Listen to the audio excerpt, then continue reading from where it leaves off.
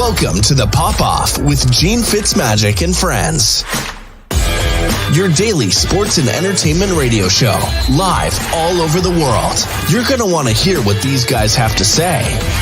With their hot takes, recaps, previews, and predictions, sometimes these guys might get along, but most times, they won't.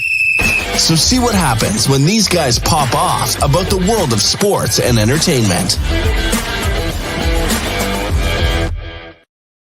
Good afternoon. What's going on, Patty? Come on, Patty. Seriously, guys. Welcome to Tuesday's edition of the Pop-Off. It is June 13th. I'm all thrown off now because Patty Puddles is a poor producer. But guys, let's say hello, everybody. Caleeb Pinkett in the house. Washington in the house, and new to the show, James Wudi in the house. So welcome aboard, James Wudi. Caleeb, James, Caleeb. Abby and James know each other already from their time on their Take Flight podcast with talking about the Jets of all teams. So we got some. Everyone's outmanned right now. There's a lot of Jet fans in the house. Can you take that, Caleeb? Oh, I don't care. They're not in my division. It's better than three Cowboys fans, right? So yeah, exactly. Shout out to Matt. Yeah, shout out to Matt. Matt Hamilton, who will be back on Thursday. But we have a new NBA champion that we are going to discuss today. Crowned after 47 years of a franchise. Hold on, Gene. I want to talk about this. I was just seeing on First Take. I was seeing my boy Mad Dog and Stephen A debating what happens if Aaron Rodgers would surpass Joe Namath as the greatest Jet quarterback, and he would have more fanfare. It would be a bigger deal if Aaron Rodgers wins the Super Bowl with the Jets. He would surpass Joe Namath, right? And I'm listening. I know you guys are Jet fans, so you guys can answer this. I'm going to just tell you what I think, and then you guys let me know. I just want to ask you guys this. So for me, and they were talking about, with social media and this and that. I'm like, wait a minute. Has nobody seen what Joe Namath looked like and what he was back then? First, if Joe Namath played today with social media, he would be the biggest star in football. He was fly. He had the full-length mink coats on the sideline, like, right there, he's already Ric Flair. Black dudes he's their favorite player right there. Every black man in America be like, yo, that's my man. And he was allegedly connecting with people like, do I want to say the Raquel Welch, people like that. So he out there, the wiggleization is real. He out there with the baddies. What? Are you kidding? And then he makes a guarantee that I'm going to beat these dudes, and goes out there and does it? As a major underdog as well. Come on, man. Like, Aaron, let me tell you something. Aaron Rodgers is great, but don't nobody want to be Aaron Rodgers. See, that's the difference. See, Drake is great. Don't nobody want to be Drake. Dudes want to be Tupac. They don't want to be no Drake. You see what I mean? There's a difference when somebody not affects you, but affects you. You know what I'm saying? I feel you. So I don't think Aaron Rodgers could ever do it just because he ain't swaggy enough. It's why Allen Iverson never won a championship. But when AI comes up, people be like, oh, because there was a thing about him. That swag made you, people wanted to be AI. He brought tattoos and braids to the NBA. Oversized clothes it was so big that the NBA said, we putting a ban on it. We got an anti-Negro stance. Anything that's connected to y'all, we're not doing. Right? I'm just saying. It's like what Jordan did. Jordan came out with the J's with different colors, and they were like, you can't do that. Yeah. It was in the movie Air. You know what I mean? Yep. I just feel like when somebody affects the culture, it's way more powerful than just winning. You know what I'm saying? So Aaron can win all he wants. Let me tell you the difference. Joe Namath would have been at the OJ's concert with Teddy P, not Taylor Swift. You know what I'm saying? I get you. He got a Cadillac, a Coupe de Ville with the diamond in the back with curb feelings. You know what I mean? That's what Joe, oh man, I don't know. I just feel like there's no comparison, but I leave it to the Jet fans to let me know, am I wrong? Is Stephen A. right that Aaron would be way bigger? There's no comparison. I see where you're going because I'm not an Aaron Rodgers persona fan at all. I think he's kind of like a little curmudgeon-y. I think he's a little bougie. I think he's a little I don't know. he's got like this thing about him that makes me say, there's something about him I just don't like him personally. Now, if he comes in here and he wins me a Super Bowl, I've never seen one yet. So I will love him at that point. I can be bought. My love can be bought with a Super Bowl ring.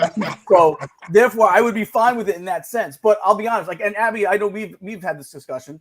He wasn't the guy I wanted here. I would rather Derek Carr, to be honest with you. I wanted a guy that I thought was going to be all in, totally, do the offseason stuff. Now, where I'm surprised is Aaron Rodgers has done those things. The things that I didn't think he would do, and the reason why I didn't want him as part of the Jet equation for 2023 was because I didn't think he'd buy into the system, become a good guy in the locker room. I thought I was going to get the same guy that was kind of always in a bad mood in Green Bay. So I'm sold on him now, more than I was before, and I'm ready to win a championship this year. That I do know. I'm ready to win a championship this year. You guys take it away. What do you guys think? I don't know. I think honestly, some of me thinks that Namath would be canceled. He would be like, people, you either love him or you hate him. There's no in between. And I don't even want to know what his Instagram or his TikTok would look like. It would be rough. But you're right. He does have more swag. With the, I think it was his birthday like a month ago, and they posted the throwback of him on that white coat. And I'm like, swag completely. But I mean, Wudi, you didn't want, because I think I always had Rodgers. You didn't want Rodgers. Did you have Lamar first? No, I was Rodgers. I also was really high on Carr.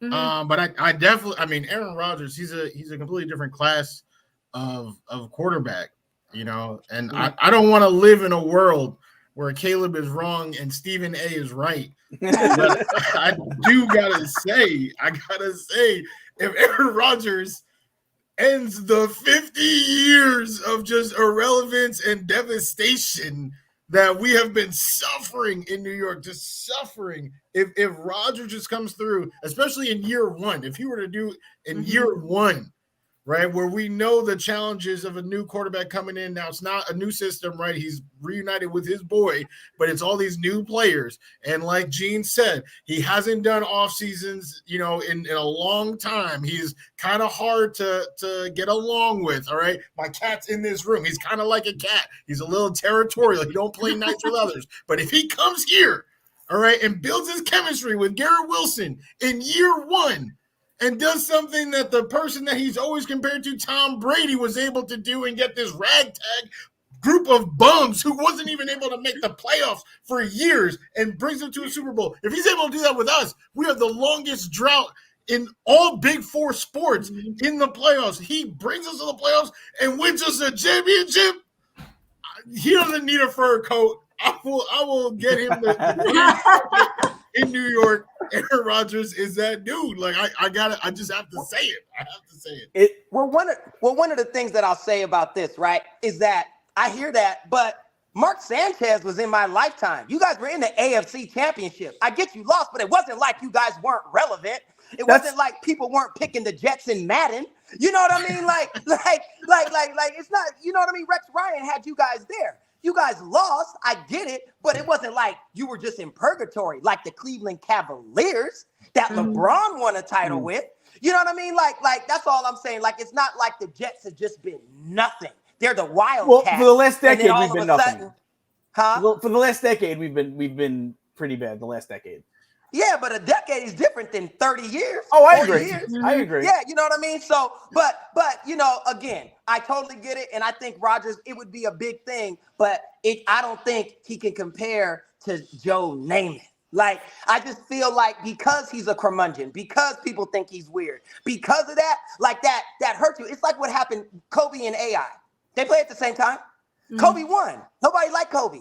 People forget that because he passed away in the way that Kobe went and all that. Rest in peace. But people didn't like Kobe Bryant. People thought he was a dickhead. You know who people loved? Allen Iverson. You know what I'm saying? Like that's what I mean when you affect people. It's just different. So anyway, I digress, but I just wanted to just address that with Jet fans since I was in the Jet room. I just wanted to hear what you guys thought. I'm gonna have to watch that segment. No, it's very funny. It's very funny. Mad Dog Russo lost his mind. He hates on the Jets. Joe Namath, he was the greatest. You know what I mean? I grew up listening to Mad Dog. One of the reasons why I love to talk sports is because of Mad Dog Russo. I grew up with him in New York. James, you were from New York originally, so I'm sure you've gotten to grow up with listening to him and Mike Francesa. They were the reasons I think that we probably do what we do a little bit right now, James. So shout out to Mad Dog Russo. But I know he hates all New York teams. He only roots for like the San Francisco Giants, the Green Bay Packers. He hates every New York team, even though he's from here. So, and he hates the Yankees. Hates the Yankees. Yeah. So, well, so does Matt. that's true. And he hates the Jets. He hates anything that has to do with that. I think he hates anything I like. Is really what it comes down to with Matt Hamilton. Anything I like, Matt Hamilton hates. So, but there we go. So you know what? Let's segue into the big UFC fight over the weekend. It turned out we got a little surprise after the fight. Amanda Nunes retiring. Caleeb, give us your take on the fight, and then we'll go into the retirement. It was a masterclass. I mean, she beat Aldana from beginning till end. It wasn't even a competition. I was very surprised by that. But you know, Amanda knows what she's doing. Like she's phenomenal. And what she did was she's been fighting southpaw her last two fights. So when she switched back to conventional, it kind of threw Aldana. If you're expecting everything to be coming from one direction and it's on the other side, it seems like it's not a big deal, but it is. You know what I mean? And it's something different. And she couldn't make those adjustments. And plus, Amanda doesn't hit lightly, right? Yeah. So you're getting blasted in there. 4-ounce gloves. You know what I mean? And Amanda was taking her to the ground when she wanted to. Like she always had to thread her to takedown, whip the shots. So it was just Aldana was confused. She was all discombobulated. I like to use that word. It's a good one. She was all discombobulated in the octagon, and Amanda just took advantage of it. You know what I mean? And went out on top and retired. I was surprised. I thought she was going to fight Juliana Pena next to go ahead and put a button on that. But Amanda doesn't have to. Amanda dominated Juliana their last fight. Juliana won the first one, submitted her. Amanda came back and like dominated her and won. So, you know, I could understand it. I would have hoped to see the trilogy and think deep down, I think they still might. Amanda just may take a little bit of time and then see and say, I'll come back for one more, a big payday, which against Juliana Pena. But outside of that, you know, I think it was a phenomenal fight. But I tell you though, my boy Charles Charlie Olives, boy, against Nunes. And I told you, Gene, I know my UFC. I said Nunes only has a shot on the ground, and he couldn't even get there. Done. TKO. I told you he couldn't hang from the shoulders. I told you. You said it. You called it. And that's exactly what happened. First round. I mean, come on. So you know, it was a good card. I love Amanda. I'm a big fan of the UFC, so it was good to see her go out on top that way. And, you know, congratulations. And, you know, hopefully you enjoy your new phase in life. And now you kind of touched on it. I was going to go there. Do you think there's going to be a comeback? Oh, I She's think too so. Good. Because there's nobody there's no female fighters that you care about really in the UFC outside of Shevchenko, but she's got to fight for her. She got a rematch for her title. So she'll be locked in because everybody was Shevchenko Nunes, who's the real best, right? But Nunes beat Shevchenko twice already, right? So there's a little bit of that, but people feel like Shevchenko won the second fight, right? So, you know, there's that, but there's really nobody unless Shevchenko wins her next fight and then wants to go up to fight Pena. That would be a big fight, but there's no really big female fights like out there because John Wei Lee is smaller. So it's like the weight classes. So it's like the names are all in different divisions. They would have to go up. And so Amanda still is that name. So I think she definitely could come back, like say in a year for one more, and it would be big. Absolutely. So I think we're kind of on the same page. It's more like an extended vacation. Yeah, I think she's done. I think she's done. You think she's gonna? You don't think there's a comeback in her future? I don't. Because I feel like, you know, this was her button, and I want her to fight Pena one more time and just, you know, tiebreaker, just demolish again. But she kind of already proved, you know, that she could do it. 5 rounds. It was really. I don't want to say domination because there were times on the ground in that second fight where I was like, oh, you know, be careful because Pena, toughness. Yeah. The shots that Pena were taking, it's crazy. Right? So But you could even argue that Nunes was winning the first Pena fight, but then when she got on the ground, she got a scary situation, got gassed. Like that's what it was, conditioning. It was a matter of conditioning. So I feel like she needed to prove to herself that, hey, I can beat this woman. She did that. And now this third fight I think it was always going to be like this fight was the end. Now Pena had to drop out. They replaced her with Aldana. She still did her work, and she's just done, right? She's having her second daughter, coming soon. It's her egg, right? She is just so excited to, just continue that motherhood, continue building that family. So I really think, even if watching the fight and hearing her wife, Nina, in the corner, like it almost sounded like she was done. Like that before that last round, she was just like, take care of yourself. Like, literally like, just be careful.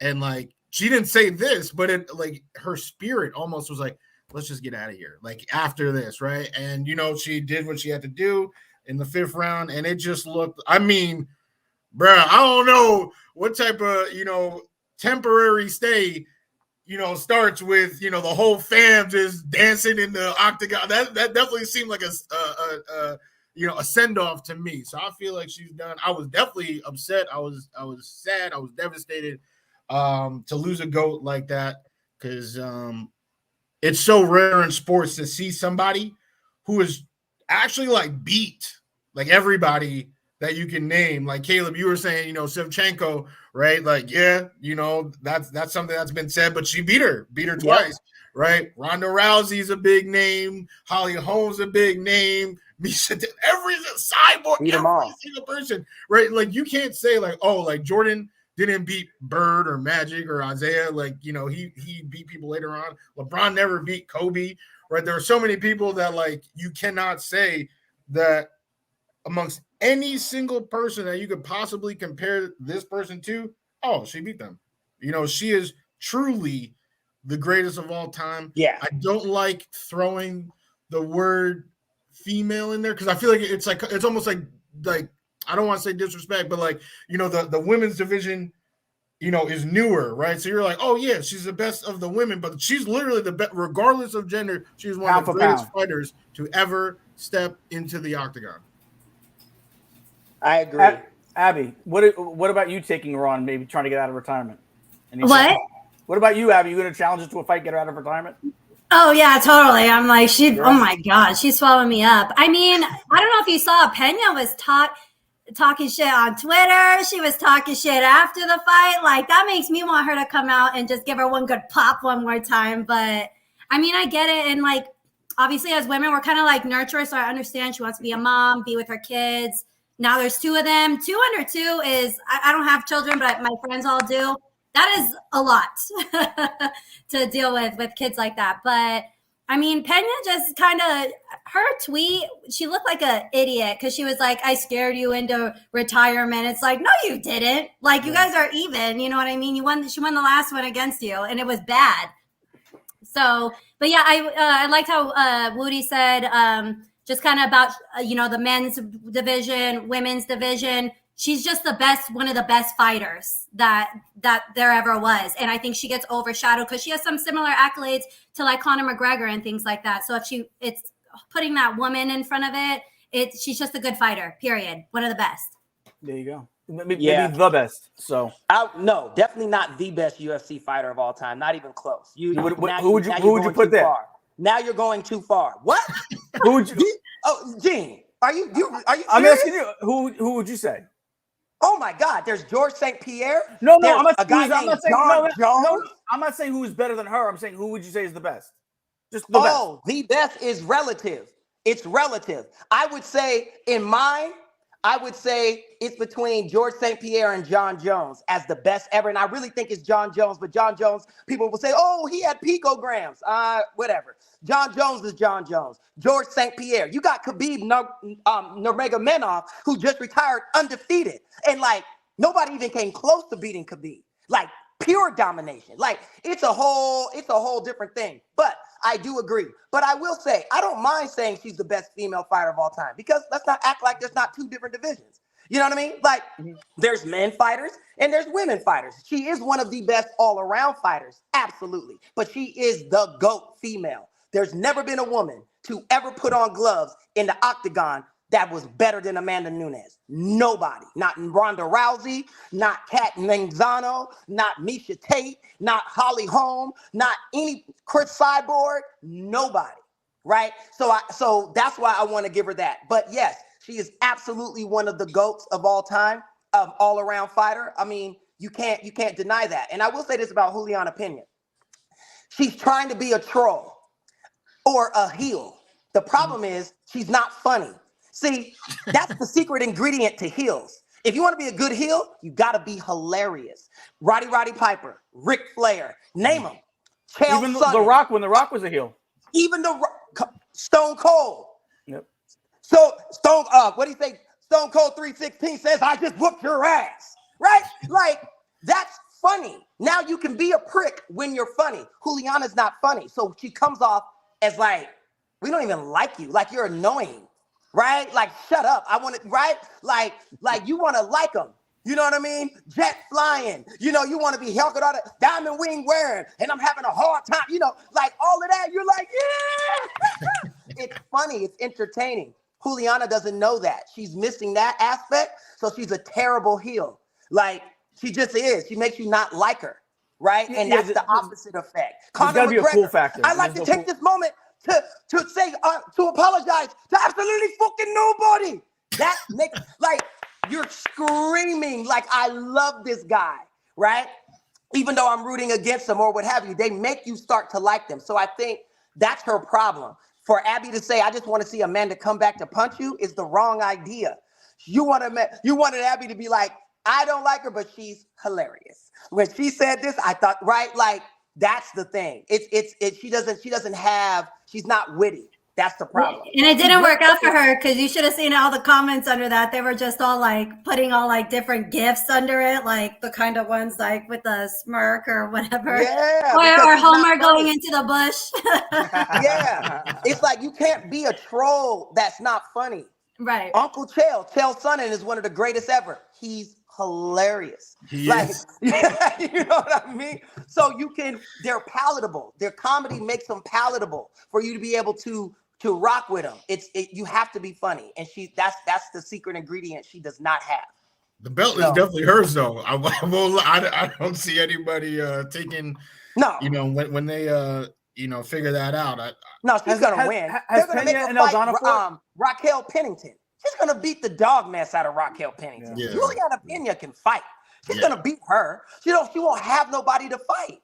The only person would be if Shevchenko beats Alexa Grasso for the belt. Then she can come up. She could say, okay, I'll come up and fight Pena and try to unify so she could have two belts, right? Mm-hmm. And I would take Shevchenko over Pena. Hell yeah, she's a way better fighter. But there's a weight thing, so maybe there's power that I'm not calculating that Pena will have over her. But Shevchenko is a way better fighter. Like not even world class. Shevchenko, what's her strong attribute?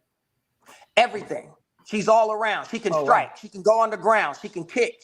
She's got it all. What happened was everybody can get beat on any given night. That's why we love it. It's like football. Any given Sunday. It's any given night in the UFC. And what happened was she got in a bad position, and Alexa is no slouch. She slipped in, put that arm underneath the chin on top. Nighty-night.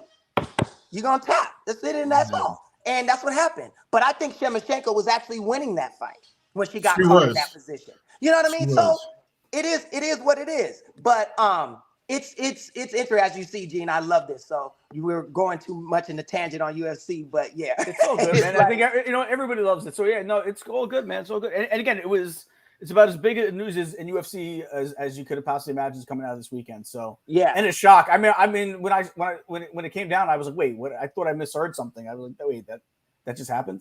So it's I'm sure UFC will miss her, but like you said, at this point, who else is there left? There's nobody left. Not really. Not for Amanda. Not for That's Amanda. what I'm talking about. That's what I'm talking Pena, about. Yeah. Well, no, still for Shevchenko. Like I'm talking about for Amanda. Who's left for Amanda to fight? That's going to be a payday. She already beat everybody. There's nobody she hasn't beaten. That's like a name or somebody like that's up there. You know what I mean? I get you. So let's change gears to our new champions in the NBA, the Denver Nuggets. Let's recap that finals. James, we'll start with you since you're the new guy. What was your take last night, man, with Denver closing it out? It was a close one. It was close. He kept it close. But what was your take on it? 5 games. That last game, I'm not gonna lie, I was rooting for the Heat just last night because I didn't want the series to end. But it did. And the Nuggets, they obviously were the better team. I feel like, from the start of the playoffs, you're counting the Nuggets out because you're used to seeing them, fail, right? They've been number one in the West already, and then they fall off. But what actually happens is they're injured, right? Jamal Murray, right, hasn't played in a couple postseasons. Michael Porter Jr., his back is probably the same quality as my dad's. He's just been in and out. So he's just been, there's been injuries. But this is the first postseason that all those guys are healthy. Aaron Gordon, right? He was looking like a franchise player. Now he's like the fourth option, right, on this team. This is a deep team that is fully healthy.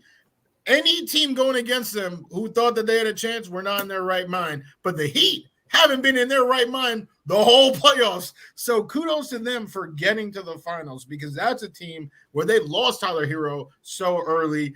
I was predicting them to lose every single series they were a part of. The Bucks was incredible. My beloved New York Knicks. I definitely my pillow is still wet from the tears that I was crying during that series. Then we talk about the Celtics, and now they got here, but it just wasn't. They just weren't the better team. They weren't. And if I could just say one thing about Jimmy Butler. All right.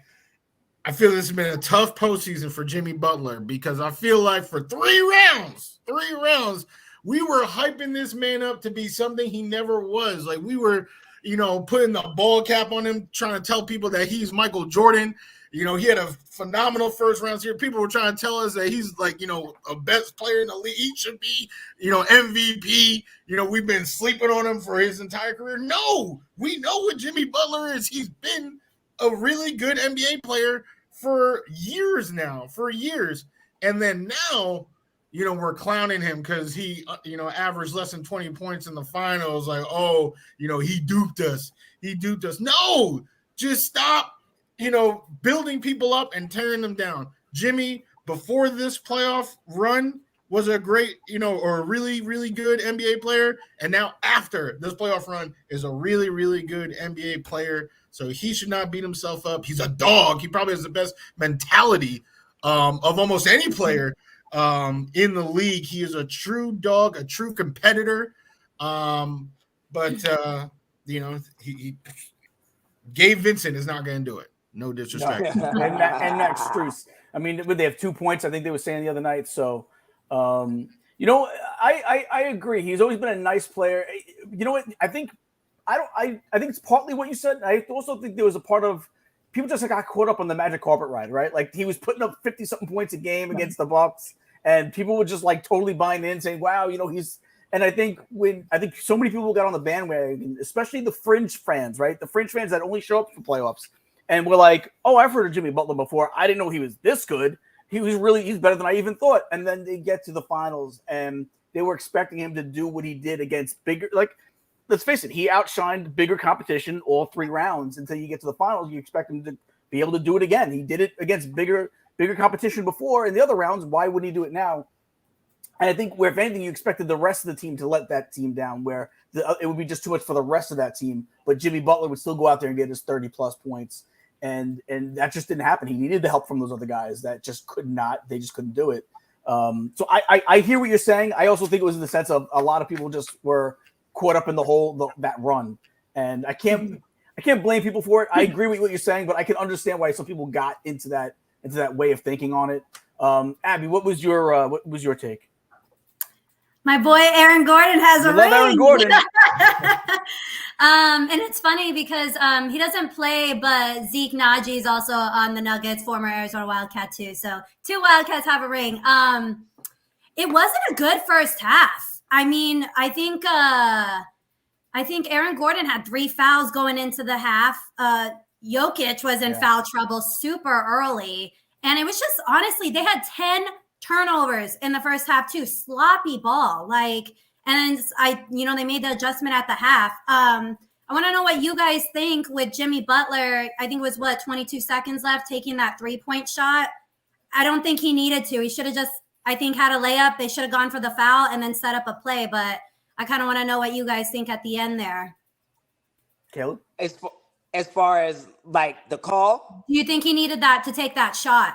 I think she's talking about the turnaround. The turnaround thing. Yeah. That was horrible, and I felt bad for him. So I'll back up. First thing I want to say to my man Wudi, since we first met each other, orange and blue skies, baby, orange and blue skies. I love that for you.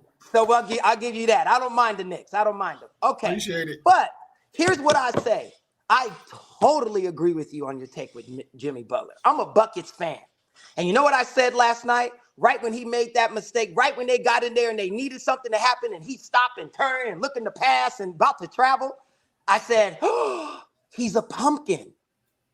And my daughter was like, a pumpkin? And I said, no, baby. Remember in Cinderella how it's a beautiful carriage and it's looking good for 6 hours. And as soon as midnight comes, that thing turned back to a pumpkin. It always happens. It always happens with Butler. Great. He's a beautiful courage with gold and all kinds of glitter going everywhere. And then when it comes down to it, it goes shoot back into a pumpkin. And we like, yo, it was a pumpkin? Yes. That's what happened. Forget the rec league players. I don't even want to go there. They played. They're right back at Miami-Dade rec league. You can go join. They play 3-on-3 every day at noon, from noon to 4. You can go join, get your game up, right? But to be honest, it's like, what do you expect to happen when a team is gonna be focused on you 100%? A lot of those teams underplayed. The Bucks, I'm gonna let that one go because my boy Giannis wasn't 100% healthy, and I don't even like using that as an excuse. But I'll say because he wasn't playing. If you play injured, you can't use your injury as an excuse. I hate that. Oh well, my leg. Nah, you could have sat. Giannis sat. So I think if Giannis plays, they beat Miami. He didn't. They lost. Next play with the Knicks, that's more even team. That was more even, so the better team won, right? But I think the Knicks is gonna be back. They just need to make a couple moves, and they're gonna be there because I love Jalen Brunson. I think he is. Oh my goodness, I love that dude. But then with the Celtics, that one made me because, and I already don't you dare, Gene, don't you dare go in on Tatum right now. We are not talking about Tatum, but they were able to beat that team, and I did not think Miami could do that. But they did. Okay, cool. I knew the Buck was stopping with Denver. There was no way, because now we're only focused. They got all the tape on all the players. And when you live by the 3, as they say, you will die by the 3. It's almost biblical. Well, it actually is. They just say live by the sword, die by the sword. But it's the same idea. And because you're shooting from 35 feet out, 30, whatever, 25, whatever it is. But that's a lower percentage shot. I don't care how good you are, you will miss. Steph Curry goes for games where he'll make 6 out of 20. But it's just when he makes those 6, right? Mm-hmm. Because that's still, you know what I mean? An additional 24 points that are being added. So it's not it's not how many you make, it's when you make them. But the Heat weren't making them. And they couldn't make the adjustments because they're not at the talent level to really deal. Ben Gordon shut buckets down. You got a 6'8" defender with a wingspan that's going to 7 feet. It's way different than Marcus Smart. Marcus Smart is a dog, but he's not as a body changes everything. You know what I mean? Bam Adebayo. He couldn't do nothing in there with Jokic. You know what I mean? Like it's a different, there's levels, as the young boys say. There's levels to this. You know what I'm saying? So I just feel like they met their thing, and Butler turned into a pumpkin. like he normally does. No hate, but it's just it is what it is. But and also just real quick, I've been hearing all this talk about Denver dynasty. Can they win two? Well, I was actually going to follow up with that because we talked about it last week and we were all like, no way. I don't understand it. It's a thing right now. There are people talking about it. They're talking about Jokic, the greatest big man ever. Let's really? No, pump the brakes. I get it. And a dynasty. I'm like, I think in this new age, we want to microwave everything. Like everything needs to be immediate. It's like you do one game good. You're the greatest of all time. You hit a 3-pointer. You're the greatest 3-point shooter ever. You know what I mean? Like instant satisfaction, instant gratification. Yeah, but we got to stop it. It's like pump the brakes. Let them win at least 2 in the next 3 seasons or 3 in the next 5. Like, then we can talk about dynasty. But no, they did the same thing with Giannis when the Bucks won a couple years ago. You know what I mean? So I don't know. I just wish we would stop that. I'll tell you what, though. What Wudi said before, though, we finally got to see the Nuggets team fully operational, like a fully operational Death Star, right? That leads me to think that you may think there may be a dynasty somewhere here, though, Wudi. I do see a potential dynasty here. Like, I know we need to win. They need to win another, but let's look into our crystal ball. Do you see them winning again in the next 2 years? They definitely have a really good team, and the best part is that the oldest key player of that team is only 28, and that is Nikola Jokic. So they have a good team, but to say that they're a dynasty, I mean, Caleb's point was right on the money. I mean, when Giannis and the Bucks won, Giannis was in his 20s as well, and Chris Middleton, Drew Holiday, right? They have a good team, and they honestly still have a good team. But what has happened? Chris Middleton was out last playoffs. Giannis had to miss this playoffs. They haven't been healthy. So to say they're a dynasty, I cannot say that. What I can say is that they have a good roster, and that the roster will be good. They will be a great team to use in NBA 2K for the next 3 years. That is something I can say. But to say good. That they're going to be the next, NBA dynasty, I cannot. Here's my pen. I am putting it down. I cannot co-sign that statement. Well, then let me ask you guys this, and I hate doing woulda, coulda, shouldas, but let's say this. Say the Bucks don't have injury issues, and they get past the Heat, and they make it to the finals. Could a healthy Bucks team, could they have beaten Denver? Or is this just Denver's time? It's a great question. Ooh, okay. In my opinion, and what the hell do I know? I would say I think Denver beats that Bucks team. Here's why. They're big. You can't teach height and size, and they can play together. Michael Porter Jr. is like 6'9", 6'10". I think he's 6'11", right? Actually. I thought he was taller than that. Okay. That's even 6'11". You got Ben Gordon. You got Jokic. Like, they're all tall. The other Caldwell Pope, all those guys, like they're big. Yeah, Drew Holiday is not that tall. Neither is Middleton, right? So you're there. Now, the Bucks do have Lopez and Giannis downstairs, right? So that's going to make it difficult for Jokic. But Jamal Murray, to me, is better than any other player on the Bucks. Yep. So who's going to stop Murray? And if you do key in on Murray, because you're going to have to double team Jokic, and you try to double team there's only 5. So if you double team, that leaves 3. That means 1 man is open. And if you crash on Murray, 2 men are open. Pope and Porter Jr. in the corners just waiting. And if they make them, tragedy. So I feel like the Bucks could not beat a fully loaded Denver. I just don't. I think Denver is just a little bit better because their Robin is better than any other Robin on the Bucks. There is no Chris Middleton can't. I would take Jamal Murray over Chris Middleton any day. I don't think the Bucks have a Robin, and I think that's part of the problem with the Bucks right now is they don't have a Robin. I think they thought it was going to be Chris Middleton. They thought it was going to be Chris Middleton. I don't think Chris Middleton has held up his end of the bargain since we all thought. I agree. That's my point. Well, they got 2 Alfreds though. They got 2 Alfreds. They don't necessarily have Robin, but I actually like the matchup. Honestly, I might actually go with the Bucks. I might. It would go more than 5 games. I think that. Oh, that's a fact. Damn right. That's a 7-game series. Giannis is getting 2. No. And I'll tell you what, That I might like go the defense 7 that Brooke Lopez has brought. Like Brooke Lopez it seems like he's turned back the clock on his career because Brooke like Lopez is a savage. But again, the NBA has changed so much to where it's a shooting league, not a post-game league anymore. Like they used to run. He can shoot. Mm-hmm. Right. He did. Right. We should be with Brooklyn. He could shoot. Right, absolutely. And but what happens is if Lopez leaves the post to go out to guard, you got to go guard Michael Porter Jr., right? So you're going to be 30 feet from the basket.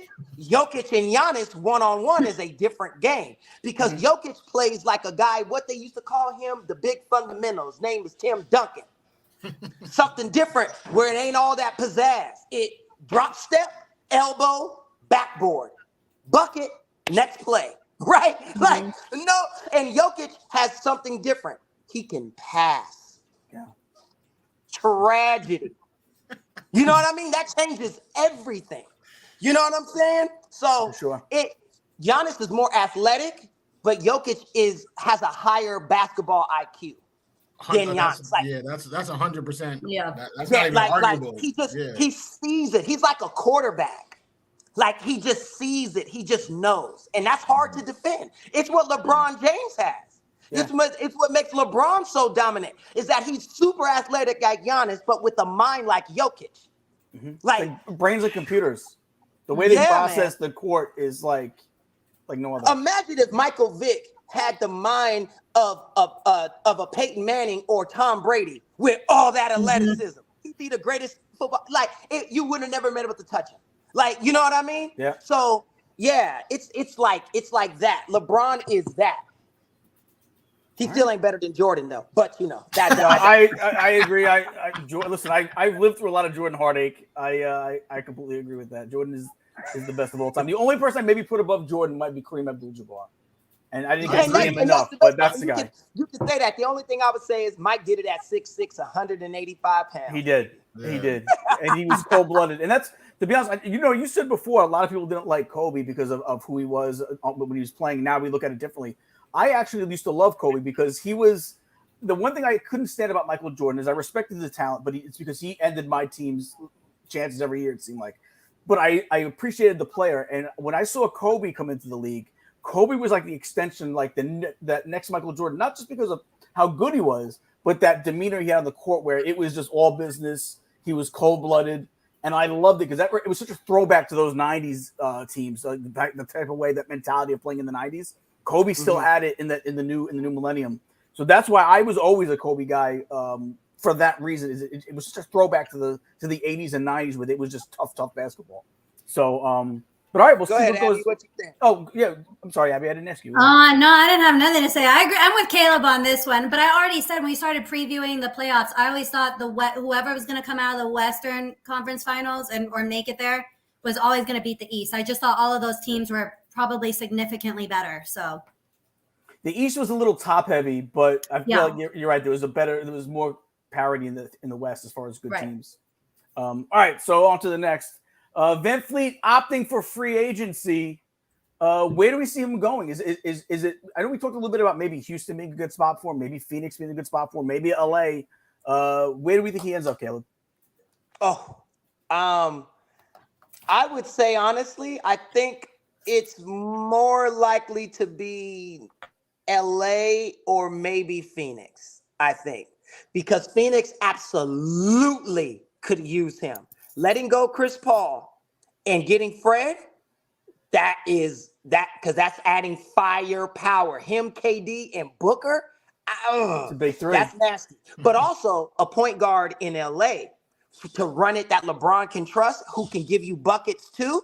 Mm-hmm. And you got AD and LeBron with my boy Austin Powers, and you keep Hachimura, and you're doing that like okay, D'Angelo Russell is gone, so you get that money because he's no way he's worse than buckets. I mean, I don't even like to put him in. He's not even in buckets category, but what I mean is he looked good and then don't show up. Because he probably recording you on his phone trying to catch you doing something. You know what I mean? You can't stand that dude. But anyway, I digress. But yeah, I think LA or Phoenix would be great. I don't want to see Fred VanVleet in Houston because Houston is building. Like, they're not going to be relevant for another 3 years. I think so. I think Oklahoma City and the Kings are coming faster than Houston. So, huh? I was saying OKC's got a ton of picks too, so they're only So if he, he could end up over in one of those, but they got so many picks, they wouldn't need a Fred VanVleet. They can fill it up with young boys, which I think they should do. So I would say LA or Phoenix is the best spot for VanVleet, unless you want to go to Miami and play with buckets. You know what? That I didn't even think of Miami. That could be. Is he going to follow Lowry again, though? I don't well, know. He's got more to offer than Lowry does. Lowry went there. Oh, he definitely. I can't stand Kyle Lowry. He's literally my least. I just don't like his game. I literally hate it. Larry might be the best. The only thing he does really great, the best thing he does is flopping. He is the best flopper in the league. He is on the flopping Mount Rushmore. He is definitely elite flopping skills. Abby, do you want Fred VanVleet in Phoenix? I think that would be good. Like, the thing is, he wants to win. I don't think he's going to go to any of these little rebuilding teams. Agreed. They need that much help. They're still kind of in the phase 1 level. They're still working out logistics, and the teams that are rebuilding are really bad. I mean, their records are really bad. I mean, it's defense, it's offense, it's everything.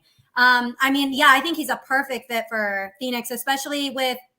It doesn't look like the Suns are going to look at re-signing Chris Paul. I'm personally not Chris Paul's biggest fan either. I don't really think he did shit for us this year, to be honest. And then in the whole playoffs, he didn't do nothing.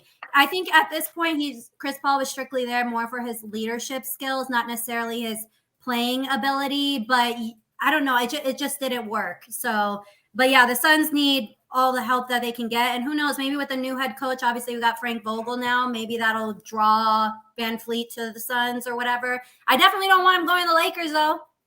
We don't need him because we're going to face him. I'm like, no. I'll tell you what, I didn't think of the Heat until Caleb mentioned the Heat just now, but because the Heat always seem like every other in on everybody, right? They're in on every free agent just because they have that Pat Riley factor. They always think they could always get someone to want to go play there for Pat Riley. Plus, who doesn't want to spend their seasons in Miami, right? So right. I get it. I'll tell you what, I haven't heard the connection yet. You're hearing a lot of LA, you're hearing a lot of Phoenix. I think now that the season's over, maybe that's why we haven't heard it. It's just because they were in the middle of a finals run. I would be really surprised if you don't see it about the Heat getting in the mix with for VanVleet because it is a good fit. It's a perfect fit. It really is. They need him. Yeah, you got Bam in the middle. You got Jimmy Buckets in the middle. At the forward spot, and then your guard is VanVleet. And that's a pretty tough trio. With Tyler Hero coming back, and all those 3-point shooters they got: Gabe Vincent, Max Strus, and they just need to practice because that was a horrific showing. It was epically bad. Have 2 games in the NBA Finals where you're I think Max Strus was 5 for 39. Come on, dude. But here's the thing: you move them down the line a little bit, though. When you bring Fred VanVleet in, you move the Strus, so Strus isn't as nearly as important. You don't need to depend on. No, I get it. So, no, I think you're right. I'm just saying, though, just period. It was epically bad. It was John. You gotta do better than that. It was John Stark circa 1994 bad. So it was that bad. And I'm a John Starks fan, but it was that bad. Wudi, where do you think he ends up going? Well, the Suns definitely appear to be, in my opinion, the best fit for both sides. For what I would imagine VanVleet would want and what the Suns need, getting rid of Chris Paul, that looks like the best fit. If I was Fred VanVleet, I would make an inquiry to my head coach, what Abby was saying, maybe Frank Vogel adds intrigue to the Suns. Does Nick Nurse add intrigue to the Sixers? They are going to lose Harden, or maybe not. Maybe not. If they don't lose Harden, then this conversation is probably all for naught. But if they do, and that's the rumor that he's going to Houston or wherever he's going, then that is 20 points that they have lost, per game that shooting that they've lost. I don't love the backcourt of Maxey and VanVleet, but if he is trying to, go with a coach who knows, how he plays, know how he operates, and knows the system, right? That he is familiar with, that he's excelled in the past, won a ring with in the past, then I definitely think a Harden-less Sixers is a viable option for Van Vliet as he assesses his options. All right. Yeah, Philly, that is a good spot because he has the familiarity with Nurse too. And I'll be honest, to talk about Harden going to Houston would be such a bad deal for Houston. Houston needs to go younger. They don't need to bring in a guy that's going to be a ball stopper. It would make zero sense for Houston. I know there's a lot of talk about it, but I really hope that they don't because I like what they're building there. All right, so Rockets could target Kyrie Irving if James Harden returns to 76ers in free agency. I don't like this move either. I don't think Kyrie Irving's not there to teach anybody yet, right? He's not one of these elder statesmen that's trying to teach the next generation. He's trying to win. I think it's a bad move for the Rockets and a bad move for Kyrie Irving. I think he needs to go to a place where he can be a part of a winning culture. I think he would be better off having like players like a LeBron around him, to be able to kind of say, listen, you need to knock all that other nonsense off. Let's just keep your head in the game, kind of a thing. But James, what do you feel about this mess? Yeah, I feel like Kyrie's probably worst case scenario for the Rockets. And it's kind of what you said. Like, I don't think he's going to make anyone better. I do think Kyrie is unfair. Maybe I shouldn't say unfair, but I feel like he is mischaracterized by media. I don't think he is the headache that he's portrayed to be, but he is definitely not like a leader, especially of this young core that they got. That's not the type of guy that's going to get the most out of him. As a matter of fact, I would actually argue that Harden is the better. Like, if you are going to go that route of getting, a name and somebody who can, like veteran leadership. Harden's also not a leader, but at least on the court, he's going to get guys active. Like, he is a phenomenally talented offensive player. Maybe he's not as fast as he once was, but the man was. Did he lead the league in assists? I know he was in the top 3 in assists this season. Like, he can get guys open, and that may be what it takes to help these younger guys build their confidence, because right now they don't really have a facilitator like that that's getting these guys open looks. So I do not like Kyrie. I do. He's my man. So I'm saying I don't like Kyrie going to the Rockets. I don't even know if I like the whole veteran thing down there. But if they do go that route, I really think they should go to Harden. Russ popped in my mind when I was talking, but Russ isn't really going to do too much either. He's not. He don't even care about anything. He's just happy to be in the NBA still. Like, he literally says that type of stuff in the locker room. So someone like Harden is at least going to get people comfortable succeeding on an NBA floor. I think if I'm Houston, I stand pat. I build my team with nice young players. There's no reason to go after a Harden and bring him in. There's no reason to go after a Kyrie Irving and bring him in. I think I stand pat and just build the team the way I've been building it the last couple of years. And I'm sure she will be back in a few minutes. Must have some internet trouble. But I would stand pat. I would just keep doing what I've been doing, how I've been building this team for the last few years. I think they're on the right path. They brought in a great coach. I think Udoka is a fantastic coach, especially for a young squad. I know Caleb said the same thing. But what do you think, Caleb? Is this something that you think they should do if they miss out on Harden? Go get Kyrie? No. And plus, we acting like they can just go get Kyrie. Kyrie is a That's free another agent. good point. Yeah. No, thank you. Like, he may not want to go there, and I don't see why he would want to. Yeah. It's a rebuild. Kyrie wants to win now. He does not want to leave Dallas. Like, if he leaves Dallas, he's gonna go play with LeBron. He's gonna be with Luka or LeBron. He's not. No. Like, it's ridiculous. Or he'll try to go to Phoenix and play with KD, and I don't know how that would go. But you know what I mean? Like he wants something like that. You know what I mean? So I don't see him going to Houston at all. I'd be surprised. And again, I think for Houston themselves, stand pat. You're doing the right thing. You're building a good young team. You got the draft picks. Here we go. Abby's back. So Abby, what do you think? Does it make sense for Kyrie in Houston? No, it's a rebuild. Like, he wants to win now. He wouldn't be calling for LeBron to go over the Mavs just to like think about going to the Rockets. It doesn't make sense. So sorry about that, my Wi-Fi, but You're good. All right, so on to the next. We're gonna talk a little off-season outlook. You know what? We got the Rockets coming up, but let's start a little bit with the Pistons. I know Patty's got the depth chart for us.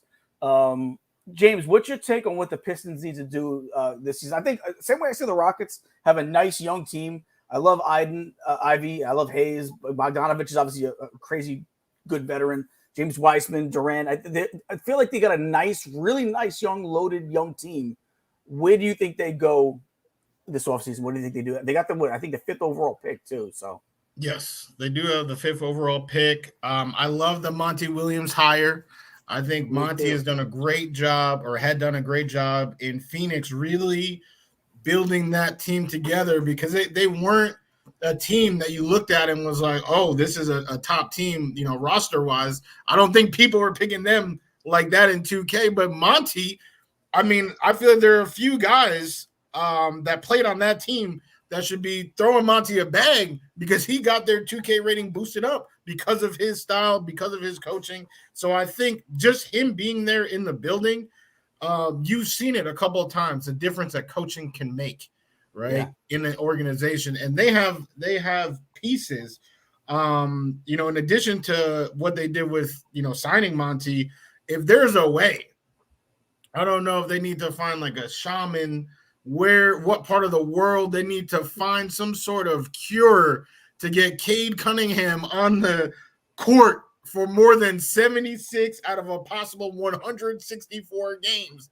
They need to do it. Because the boy is talented, right? He was drafted where he was drafted for a reason. I mean, we're talking about somebody who has potential to be one of the best players in the league, but he's not developing because he's not out there playing. So I think that, that's priority number one. And we've seen it a couple of times where, talented players come in, they're injured. Joel Embiid, right, broke his foot right off the bat. Trust the process.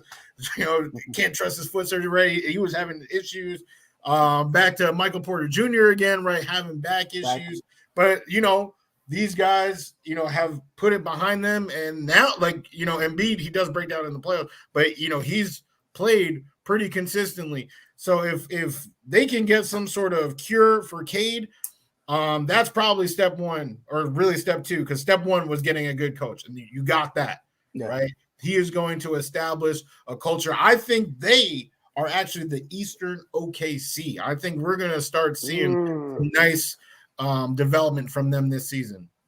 I said the same thing. I like the direction Houston's going to. So I kind of said the Eastern Houston Rockets. But I know exactly what you're saying. Sorry. My daughter graduates from 5th grade today, so I have to jump. But it was a wonderful, wonderful show. Thank you guys so much. Abby, I love you. Mr. Wudi, it's a pleasure to meet you. And Gene, I will see you later, brother. But I'll see you on Thursday. Congratulations to your daughter. Congrats. Yes, congratulations to your daughter. Great meeting you, Caleb. Yes, sir. All right, bye-bye. All right. So, I looked at the same. I love what Detroit's doing, going forward into the future with the way they've been able to. Like the same thing I said about Houston. I love the way that they've been building that team. Not really going out and getting crazy free agents. Just building the team through the draft. They got another good draft pick this year. I might even say maybe trade that draft pick for a really good veteran that you could bring in here that could help get these guys moving in the right direction as far as showing what it's like to play in the NBA at that next level.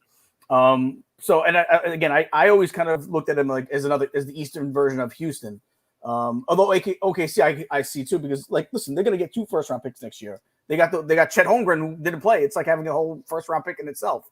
Yeah. So I do see what you're saying there.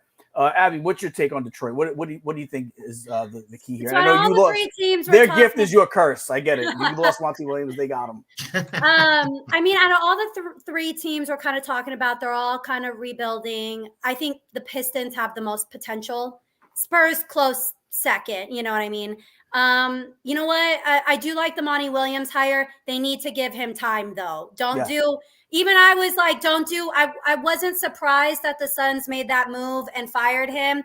I think that he could have gone another year? Yes. Give him time. Now, I do think they need to add a veteran, and you want to know who I kind of like? So first of all, they have I think it's mainly they have a bunch of their players are under 25 years old. Mm-hmm. Very, very young team, but I think he's a restricted free agent this year, but I actually like Cam Johnson from the Nets coming over there. He's already played with Monty Williams, and I think that would kind of give them a little boost that they need because they've got a lot of young talent and they can build around that. They've already all shown potential. Obviously, Cade Cunningham, we talked about him just kind of getting back in there. He hasn't played, you know what I mean? Yeah. And I think Monty can work with kind of what he's got, but I do like if they can look at Cam Johnson. I mean, I miss him from the Suns. Like, we were struggling the whole playoffs without him, but I actually think that might be a good fit there to kind of help them. Like I said, give them a little boost. He's not like a super veteran, but yeah, that's kind of my thoughts about it. But they got the most potential, I think, as far as the teams that are rebuilding, especially with Monty Williams. He's like a big difference factor. I like the Cam Johnson call out. I like it. Yeah. I would wholeheartedly agree that they have the best potential of these teams that we're talking about.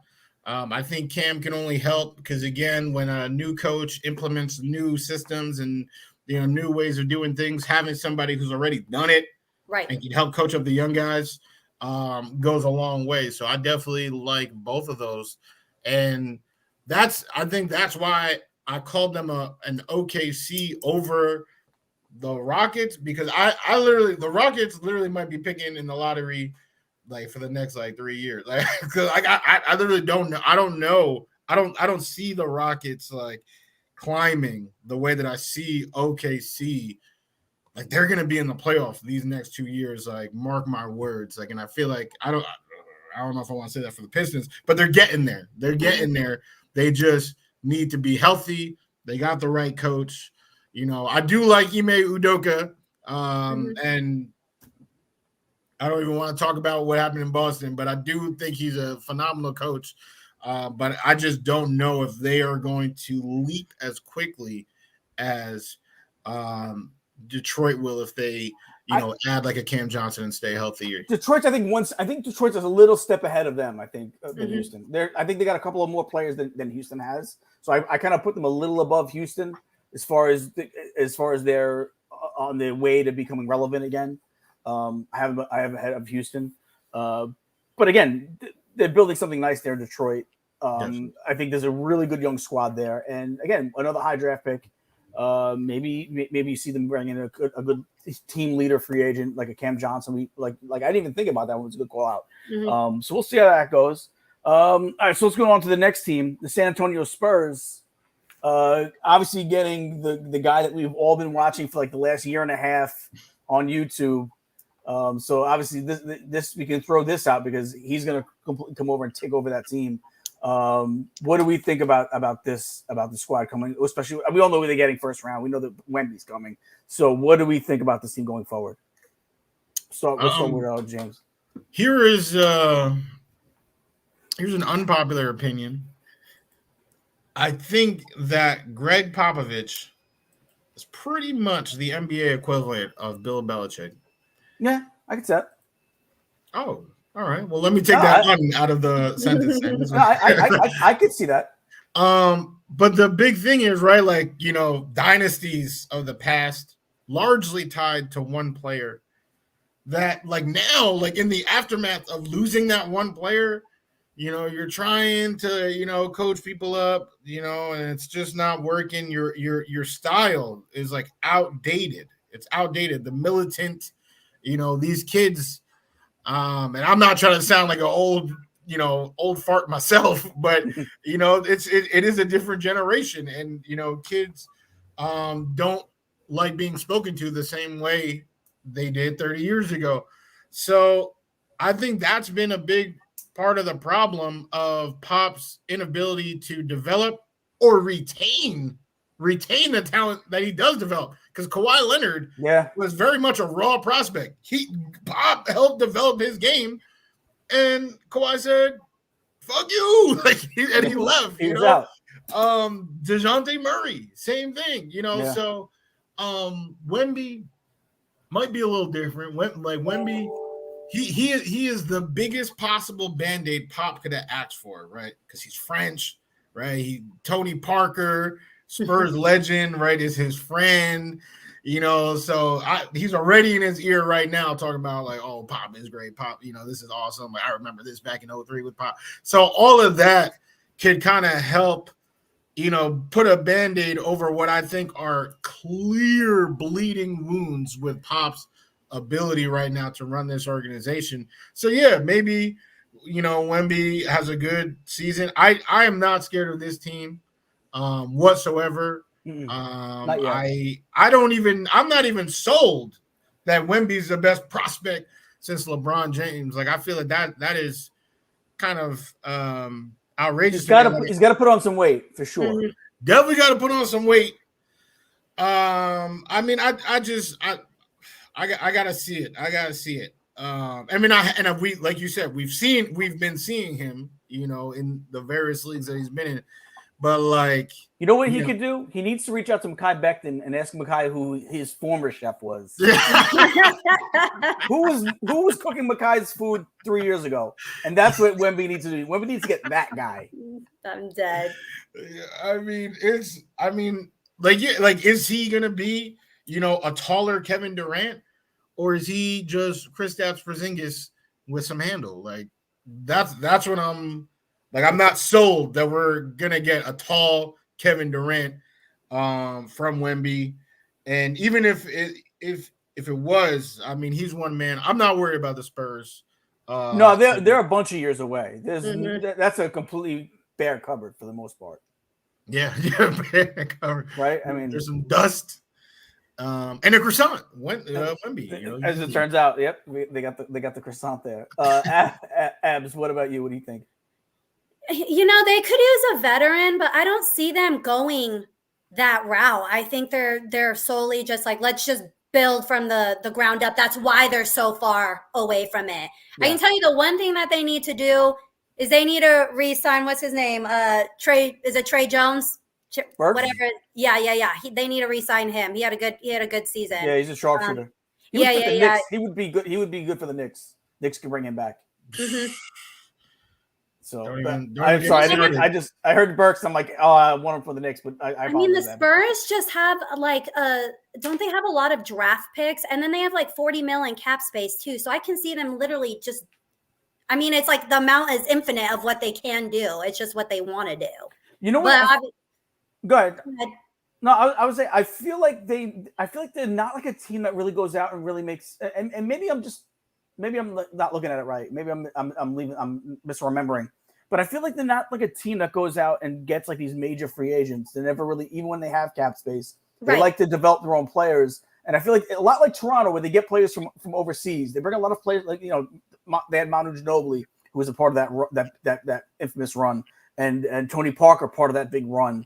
They bring a lot of players from overseas, I feel like, and they're more likely to want to develop players. Maybe that's what a Pop strong suits. I feel like they're more likely to do it like their own way, kind of. And that's why when James said, it reminds him of Belichick a little bit. Belichick always wants to do it his way. It's like he has a different way of doing things. Sometimes it works, sometimes it doesn't.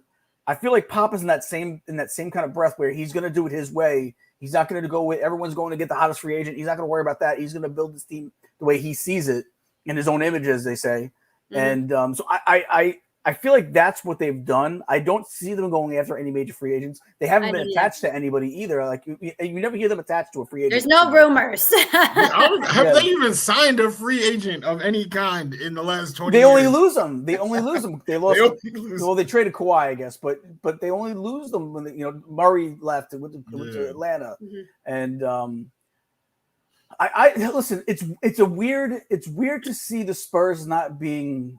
So it's weird to see them being so irrelevant because they've been so good for so long. It's weird not seeing them being relevant anymore. So for that, I'd like to see them kind of turn it around.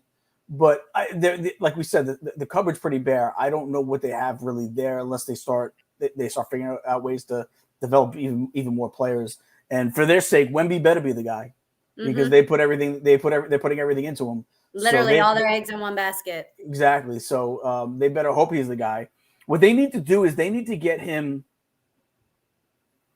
like a DeAndre Jordan type, a guy that's going to basically be his bodyguard on the court. He needs kind of like what Steven Adams is for John Moran. Mm-hmm. He needs that kind of guy to basically, because he's going to get pushed around in this league for the first couple of years until he starts developing a man body where he puts on some weight.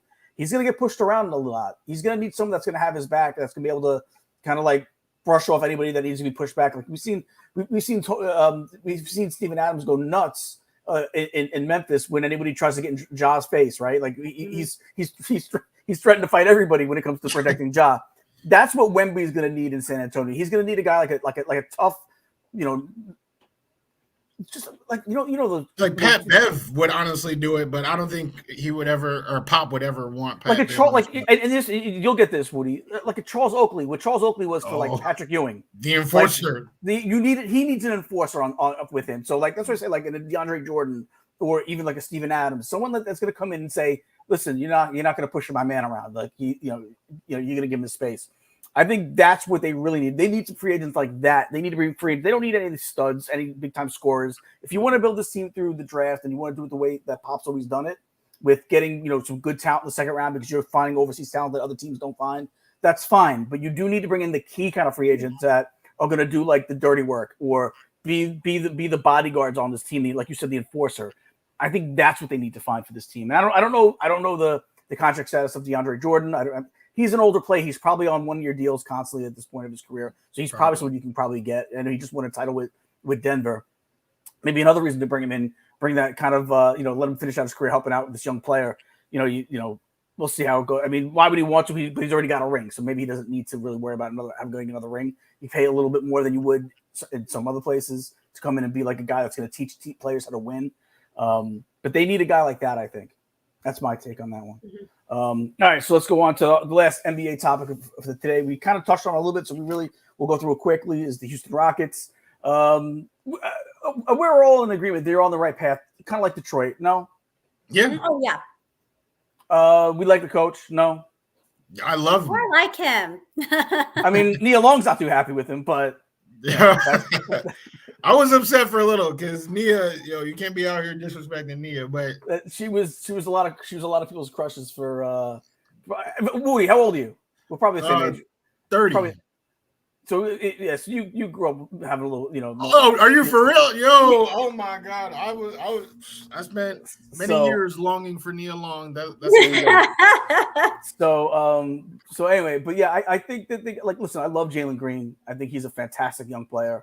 I love they're building a nice young squad there. I'm really excited to see what they do in the future. I think they're a couple of years from being what maybe the Sacramento Kings are on the verge of being now. I think they're still a little bit away from that. But I think they're on the come up. I think maybe in about 3 years or so, they can start making that noise and kind of get in their way. They need a couple of more pieces, but I like what they're building there. Abs, agreed? Yeah, I agree with you. I said it perfectly. Are we ready to talk some football? Oh my God! I'm always ready to talk football. All right, we're gonna rank the NFC East quarterback wide receiver duos. So let's, he put the hat on and everything. We got to start with Wudi first. Wudi, give me your top 5 from 5 to 1. Your top 5 quarterback wide receiver duos. So number 1 is I feel like Dak and CD. I actually feel like number 1 and 2 are interchangeable, and then 3 and 5, I don't even know, but 1 and 2, Dak and CD. CD is a phenomenal talent. One of the best receivers in his draft class, which was one of the deepest draft class there were. Yeah. Absolute stud. Dak, Dak he's decent, and he has great chemistry with CD, right? That's why they had no problem shipping Amari Cooper, despite Amari being wide receiver 1, because they knew that their wide receiver 2 could step up and be that guy. And I think CD is definitely a top talent in his position. And a correction, I said top 5. I meant the top 4, obviously. I didn't. Yeah, I was. All right. Thank God, because I was about to say, man, we doubling up. I might have to put Dak and Cooks back on here at number 5. But number 2 is Hurts and AJ Brown. You could argue that they're 1-2. I do think Dak is. I actually think Dak is a better thrower of the football, and I think CD is a better route runner than AJ. So I do think both pieces are kind of better than the Eagles' counterparts, but still explosive, electric, amazing, unbelievable. If you play fantasy football, you cannot go wrong having any of those 4 guys on your team. So super explosive. And now we go to from explosion to to the firecrackers out here. Sam Howell and Terry McLaurin. Now, Scary Terry is a tremendous receiver. I would put Terry in that same class as AJ and CD. But Howell is, I don't even know. Like, we don't know. We literally don't know. He's played 1 game in the NFL, so we literally are trying to figure that out. But we've seen it enough times where truly talented receivers are still able to get theirs. DJ Moore, got 1,200 yards 3 years in a row with Kyle Allen, Darnold, Cam Newton. First of all, Sam Darnold's going to be the best quarterback in the NFC West this year. Don't start. He's going to be the best quarterback. All right. Hold on. We'll go there later. That's topic. We're already going off the deep end. After Geno Smith, he'll be the second best quarterback in that division. What? After have you lost your mind? After is Matthew Stafford dead? Did he die? That's what I'm saying. Matthew Stafford is old. This is what we start seeing in the decline. He's the only one who has a ring. What are you talking about? He was better.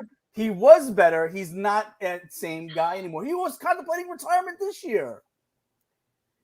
That doesn't mean he's not good. That doesn't mean he's not good. That doesn't mean Darnold is better than him. You saw him trip the other day. I had a tag him in that because I was like, this guy's ridiculous. I'm telling you right now. Listen, let's get back to the NFC East, but we'll talk about that another time. But I'm telling you, well, everyone's going to line up to kiss my ass in about 6 months. So fourth, obviously the Giants.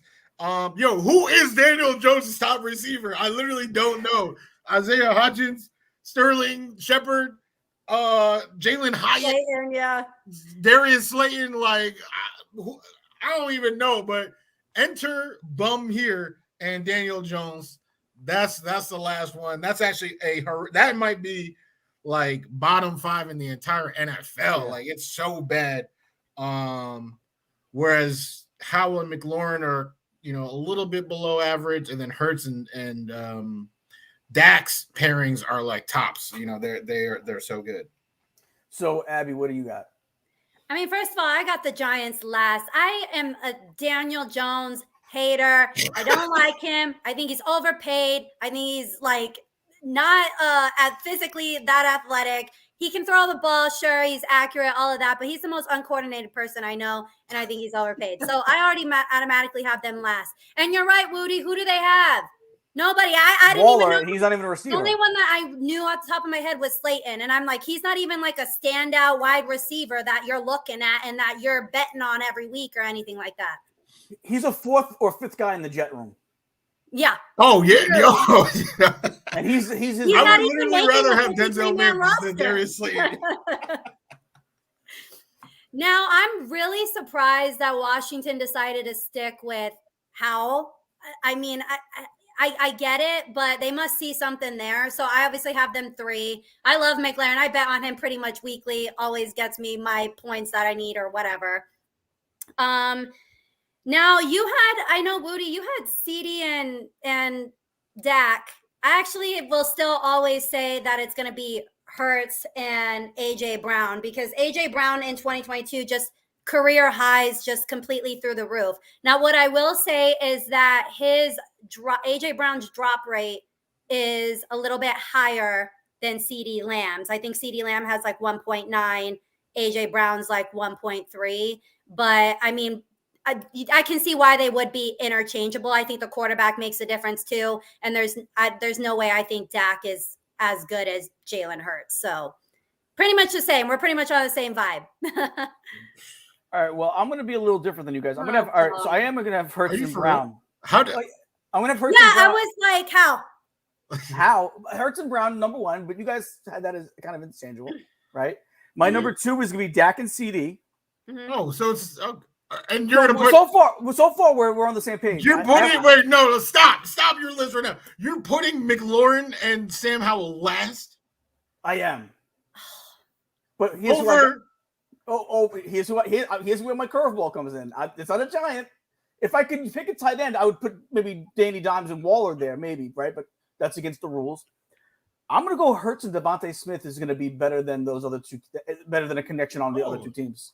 I think he's going to have a better connection with Brown and Devontae Smith, better than that Danny Dimes is going to have with, and I like to call him Danny Dingles, with anyone on the Giants squad. And listen, Howell, I just don't – listen, we only got to see him one game. It's such a small sample size, so I feel like it's unfair to say it. I just don't see anything in Howell that makes me say I like this guy. I think Washington will be decent this year, but I think purely based on their defense. And I think you might have McLaurin save Howell a little bit. Maybe he saves his job a little bit because he's such a talented receiver. They got a decent running game. I like Gibson. I like some of the backs they got on that team. But I still think it's gonna. I go Hurts, Brown, Dak, CD, Devontae Smith, and then I go Howell, McLaurin at the last spot. I think Devontae Smith's gonna have a fantastic year this year. I think he's gonna have a breakout year this year. He's already shown signs of being like almost like an elite receiver. I think this year is the year that he kind of really steps out. And him and Smith have him and Brown have like one of those epic kind of two receiver tandem years where it's like pick your poison because both guys can kill you. Right. So I like the Devontae Smith induction into this list here. And yeah, no one on the Giants makes it because I agree with Abby. He is the most overhyped quarterback, overrated quarterback, overpaid quarterback in the league. I still remember seeing him run for like 80 yards and then tripping at the yard line with nobody around him. I mean, like, listen, the way to look just like an idiot. You know what I'm saying? Sorry, Danny Jones, but you look like a moron. You could have walked in from where you are and you tripped over your own feet. Way to show some coordination. But this is how you know you hate the Giants. Or remember we talked about this. You hate the Giants more than you hate the Patriots. I hate the Giants more than I hate the Patriots. I hate the Giants. I've rooted for the Patriots in the Super Bowl over the Giants. Because and let me tell you why. So James, you wouldn't know. I never had this conversation with you. My thing is this. I live near other Giant fans that get to always throw it in my face how many titles they have and how many I don't have. I don't know any Patriots fans really. So I don't have to hear them say, "Oh, we have X amount of titles. We won X amount. We Brady." I don't got to hear it from them, but I do hear it from all my Giant fan friends, constantly living in New York. That all the time how great the Giants are, the tradition, and blah blah blah. Blah. It makes me sick. Anything the Giants do makes me want to throw up. I hate the Giants. I might hate the Giants more than any other sports franchise. That's more than any sports franchise. I think I hate the Giants more than any sports franchise. Thank you for your unbiased opinion in making this list. But I will agree. I put my pitchfork down. I would gladly kick off the Giants. Oh, yeah, same.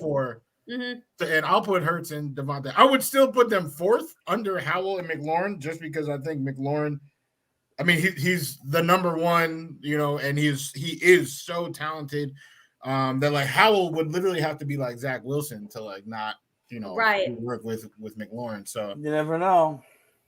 I don't. That's true. That's true. But yeah, I would still put them over Hurts and Devontae Smith. But yeah, I can sign them into number 4 because literally Danny Dingles and whoever makes it at the number 1 on the receiver room. I'm not worried about that Jets-Giants game by any means. Yeah. No. Like finally, for like, dub. No, we won the last one. We won the last one. Don't say finally. Well, listen. I've been to some pretty rough Giant Jet games. I've been to a few of them. I remember the one where Victor Cruz took it like I thought that was going to be a good year for us. And Victor Cruz, I think it was Christmas Eve, if I remember correctly. I was supposed to go to the game. I had season tickets at the time. And I think, if I remember correctly, Patty might have went to that game. I think I gave Patty my tickets to that game. So, but I didn't go to it. And we ended up, Victor Cruz is still running for a touchdown. So that happened. But yeah, I just, I don't fear them at all. Although I'll tell you what, I think Jalen Hyatt's going to probably be their best receiver at the end of the season. I think Jalen, the rookie, I do like that. I do like that pick, especially when they got him good value. So I think he's going to be a guy that is going to fit that system. But moving on. All right, ranking. We're talking about quarterback facing the most pressure heading into this season. So of all these quarterbacks, who to you, Abby, is facing the most pressure heading into the season? I got a whole list. Let's hear 'em. When I saw this, I just started writing down names like boom, boom, boom, boom, boom. Like I can think of at least 10 names. I narrowed it down to 3. And honestly, I tried so hard not to have this be my first option, but I am going to say Aaron Rodgers. Now, if I had to take an unbiased opinion and go with someone else, I'm going to say Dak Prescott. So I'll kind of address both. Aaron Rodgers, and it's not so much that so first of all, he's coming off his worst statistical season. It still wasn't bad, better than any Jets quarterback in the last 10 years. But the thing is, 40. I was about to say, yeah, maybe ever. Right. This team needs to make it to the playoffs. And if they don't, someone's getting fired. And that's what I'm saying. You can think of pressure so many different ways. Pressure to perform, pressure to make the postseason. But if we do not make the playoffs this year, I mean, the whole city of New York is going to literally riot the streets. And then, I mean, at this point, we are expecting a damn Super Bowl. And it's really that's how irrational our fans are, because it is really highly unlikely this first year. But that is what our expectations are. So, and I'm telling you, we already know how the New York Jets media is. Anything less from Aaron Rodgers is going to be ripped up. He'll be ripped apart. And I mean, we talked about it. First 6 weeks of the Jets schedule is some of the hardest. If we go into that anything less than 3-3, I mean, I just can't imagine the things people will be saying. But if I had to pick someone else, so my top 3, if I had to say, was Aaron Rodgers, Dak Prescott, Josh Allen, to be honest. Now, Dak, his contract is coming up. He hasn't, he's won 1 or 2 playoff games. You haven't done shit for the organization, and you're being paid all of this money. Now, I mind you, there's all that other political stuff, with Jerry Jones. And I mean, you got, what's his name? The big running back that they don't have, Ezekiel Elliott. Yeah. All those issues with him. There's a lot of pressure for him to perform. And like, Cowboys fans are so obnoxious. Like, they're one of the most obnoxious fans I've ever met. Thank God Matt is not here, because he'd be like, but yeah, he's just underwhelmed. And I think he knows that too, because he's even said, he was interviewed like last week, that it's now or never. And then their performance in this playoff game, especially with those 4, I know he's not a kicker, but 4 missed field goals. Like, come on, dude. Like, it's just been underwhelming. And like I said, I think the pressure is there because his contract's coming up. Yep. And, he's got to get them to an NFC championship game, which they have not been to in I forget how many years. A bajillion. So, I think, I did a top 3 too. I didn't have Aaron Rodgers, although you said it and it made me realize I would love to have been able to put him in. I had Prescott, so I agree with you on Prescott. Mm-hmm. I had Russell Wilson, and I also have Mac Jones, because I think this is it for Mac Jones. First name on the sheet was Mac Jones. I don't know how he escaped your top 3. Listen, this is it for so him. Much pressure on him. And I also don't think. I think it's one of those things where this is if he has a good year, then okay. But if this could possibly be his last year in New England, I could see them moving on from him if he doesn't have it this year. Showed flashes of being decent, but then regressed pretty much overnight, right? And then Russell Wilson, let's face it, Russell Wilson came to Denver with all this fanfare, saving the franchise, gonna set things right there. Came with the Super Bowl titles from Seattle. And really, had 16 touchdowns, 11 interceptions. Had about as bad a year as you could. You couldn't have. I think if you could ask 100 people, and not will tell you that it would never have been this bad. I don't think anyone could have predicted this. So I don't have it in any particular order, but I have Dak Prescott, because, like you said, contract's coming up. What are you? We've seen the good, we've seen the bad, we've seen the ugly. But what are you, Dak? Mac Jones, kind of the same thing. We've seen a little bit of both. We haven't seen you be great yet, but we've seen you be really bad. You're somewhere in the middle. And you know what? Another thing too is for someone to throw such tantrums on the sidelines, I expect you to be a better quarterback than you are. Like, listen, Tom Brady could throw tantrums. He could throw iPads on the sideline only once. Aaron Rodgers, they've proven to be able to. They've been able to prove their case to be able to do that. Mac Jones throwing tantrums on the sideline is kind of like stop trying to make it sound like you're a leader and you're just not cool with losing and not cool with not playing well. That's bullshit. It is. Be a man, be a leader, and learn what you need to learn, because you're obviously this type of disconnect that you're regressing.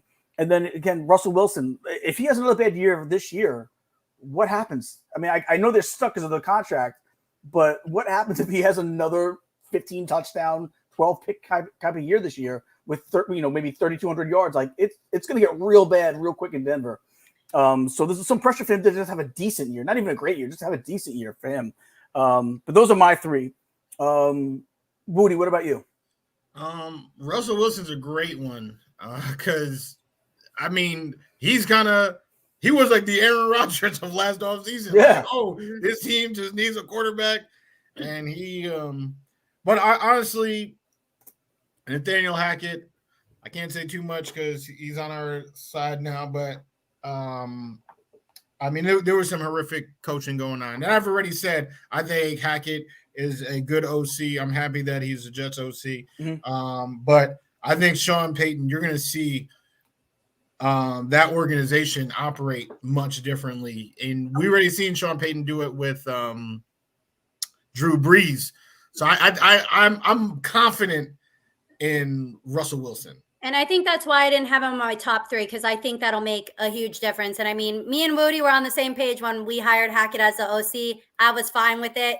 Great OC, terrible head coach. I agree. Hey, listen, there's a lot of them that are. Look at North Turner, great OC. Mm-hmm. Left a lot to be desired as a head coach. So there's a ton of them. Rex Ryan was a better coordinator than a coach. I mean, I love Rex. I loved him as a coach, though. I loved him. I loved him for 2 years. It did fizzle. I'm a little fickle, maybe that's why, but it did fizzle. But to be fair, he is a better coordinator than he is a head coach. Yeah, I think that's fair. That is fair. Todd Bowles, another one. But I actually had a top five. But there's actually the only there's not a lot of synergy here. But number 5 was actually Jared Goff, because they have built a tremendous roster around him. Holy. We're talking about a top 2.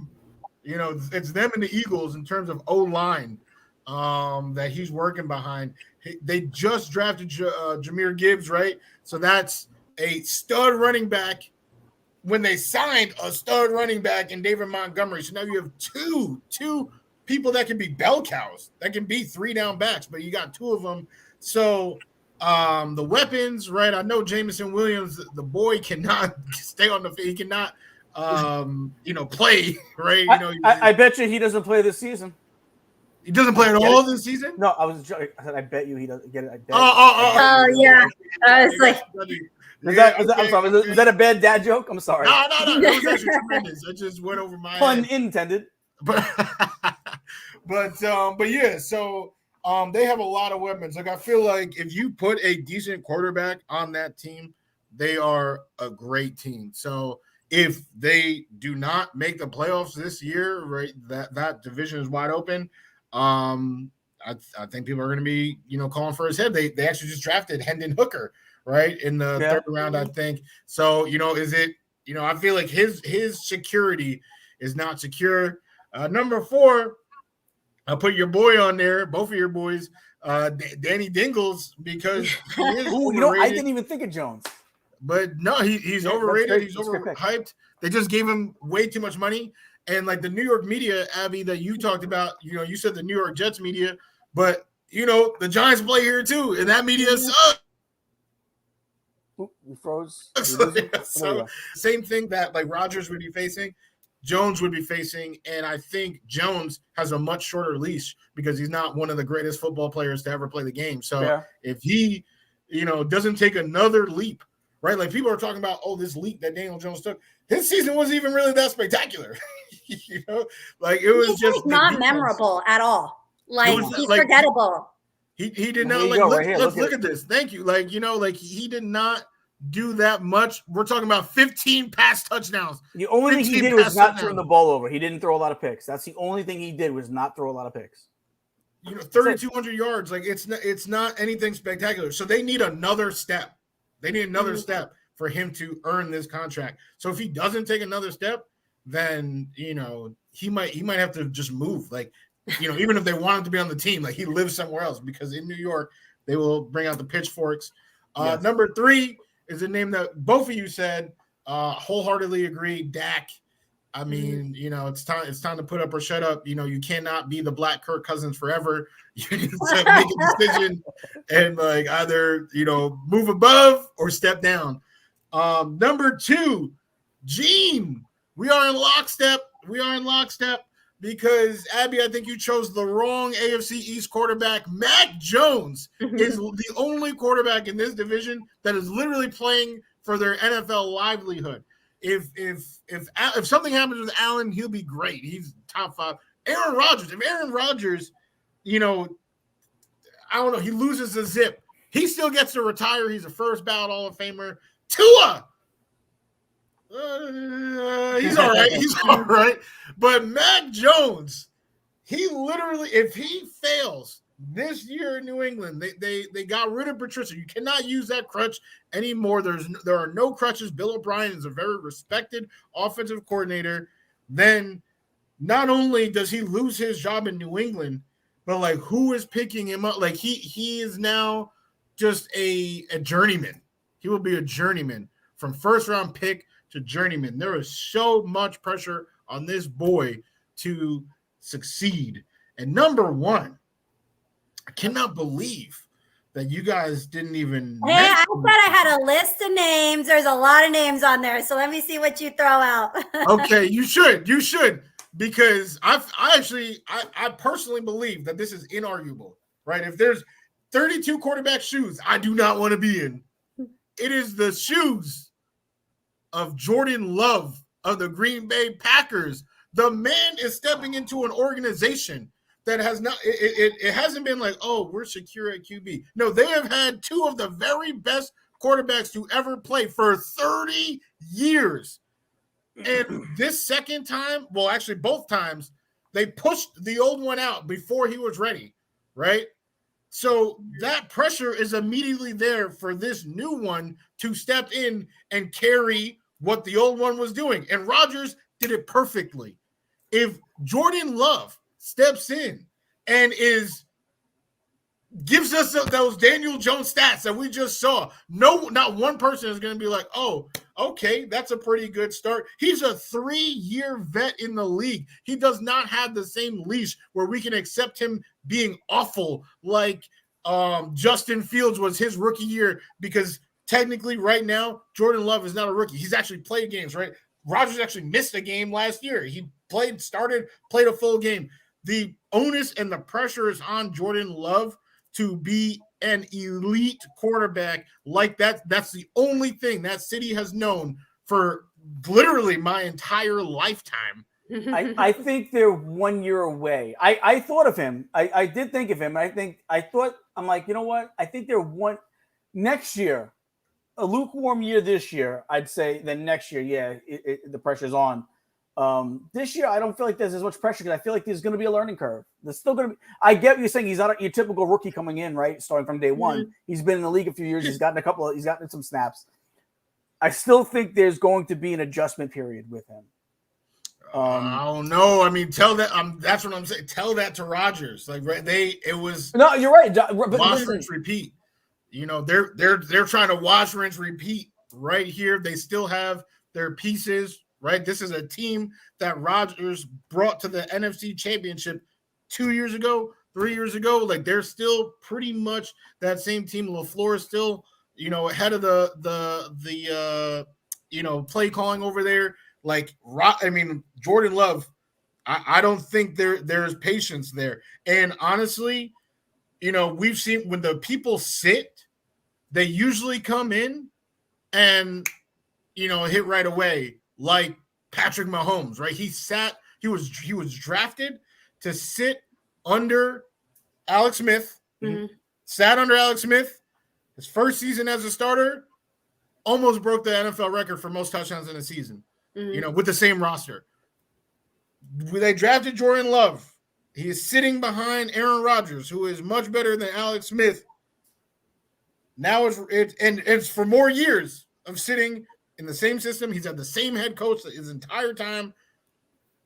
The pressure is he has to perform. He has to perform. Green Bay needs to take advantage, and if he is not that dude, he'll be the quickest one. And his contract, right? Rookie contracts.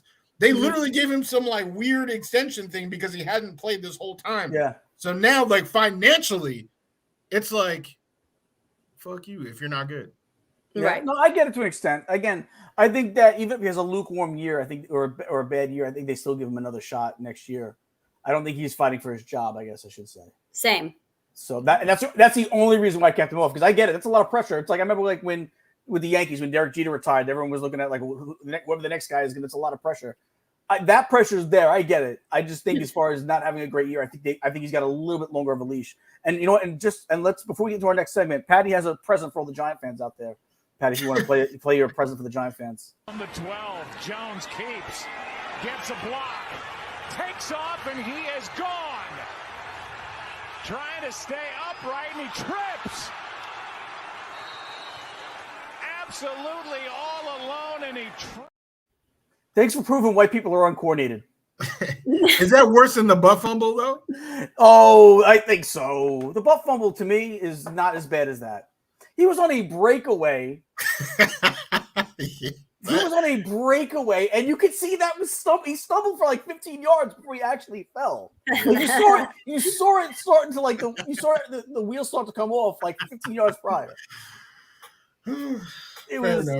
That was like, you know, I mean, I can't even. But yeah, so that's for all the Giant fans out there. So what do we have next coming up? We're gonna rank the NFC North running backs. So we'll start with James with this one. So here's a question, which is actually definitely important to note now because can we like double up team, like just the best running backs or best running backs? Give me the top 4 running backs. Maybe 2 are on the same team. Okay, all right. I didn't know which, so I actually made both. I made a list of both. So for the running backs themselves, number 1, I got Aaron Jones. Mm-hmm. You know, he is pretty good in pretty much every single aspect of playing running back. I do not like. I don't think he's like McCaffrey. You know, I don't put him in the elite, but he is the top of that next tier, whatever that next tier is. Mm-hmm. That's where I got Aaron Jones. Number 2, I got David Montgomery on the Lions. He was in the NFC North last year. Now he's just on there for a different team with the Lions. And their line has not been great. So the numbers that he has put up behind that line, like I literally feel like we might see him, you know, have a career year. I don't know how the split's going to be with Gibbs, and that's why I don't want to say definitively like, oh, you know, buy all the Montgomery stock. But he is extremely talented. Number 3, A.J. Dillon. That boy, his leg is the size of my entire torso. The boy is just a monster of a man. He can do it all, really. Like, it's kind of crazy that he has to play, you know, behind Aaron Jones, but you get it because Aaron is very good. But AJ is another one that can do it all. He can catch passes. I mean, he's probably one of the, you know, best possible options in the entire league for a goal line push because of those legs, just like the push, the explosion. So, you know, I envy, you know, what they have with Dillon over there. And then number 4, probably doesn't get enough respect right now, but is about to get tons of it, is Alexander Madison on the Vikings. Dude is a beast. You know, I feel like, you know, anytime that Dalvin's been hurt, dude just steps in and it's like they got another Dalvin. You know, he's only 24. And obviously because of his role, he has very little wear and tear. So I think we're about to see some serious work from Madison. So that's my top 4. If we're doing 5, Gibbs from the Lions is my other one. So we got 2 Packers and 2 Lions in my top 5 for the NFC North with a Viking sprinkled in. There you go. What about you, Ab? It's funny, real quick, because I was reading a comment and said Alexander Madison is a poor man's David Montgomery, and I just thought that was hilarious. I like Madison this year. I think he's gonna have a huge year this year. I obviously had Aaron Jones at the top. I mean, it's his 5th straight year with an 80+ rushing grade. He averages at least 3 yards after contact. You know what? This is really hard for me to do. And honestly, I'm surprised, Wudi, you didn't say anything about Deonta Foreman and Khalil Herbert, because I think that little duo is going to have a good year going into 2023. I mean, they both rank top 10 in yards after contact, Herbert with 3.67 and then Foreman with 3.26. So I think they're going to actually have a much better year this coming up year. But, you know, if I had to just think of something on the spot, I would do Aaron Jones. I still think A.J. Dillon is better than David Montgomery, to be honest. So I'm going to go 2 Packers. I'll put David Montgomery. You know what?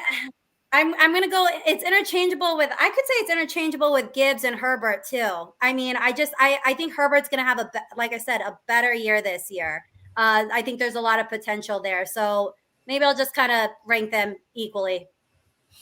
I like Herbert. I don't know. I'm not a big. I don't like Deonta Foreman. He had some big games last year, but I feel like they were solely against poor run defenses. Like his 2 biggest games were both against the Atlanta Falcons, and I'm sure Brees is like, "Damn, I wish I played the Atlanta Falcons instead of the Bills front 7, every time."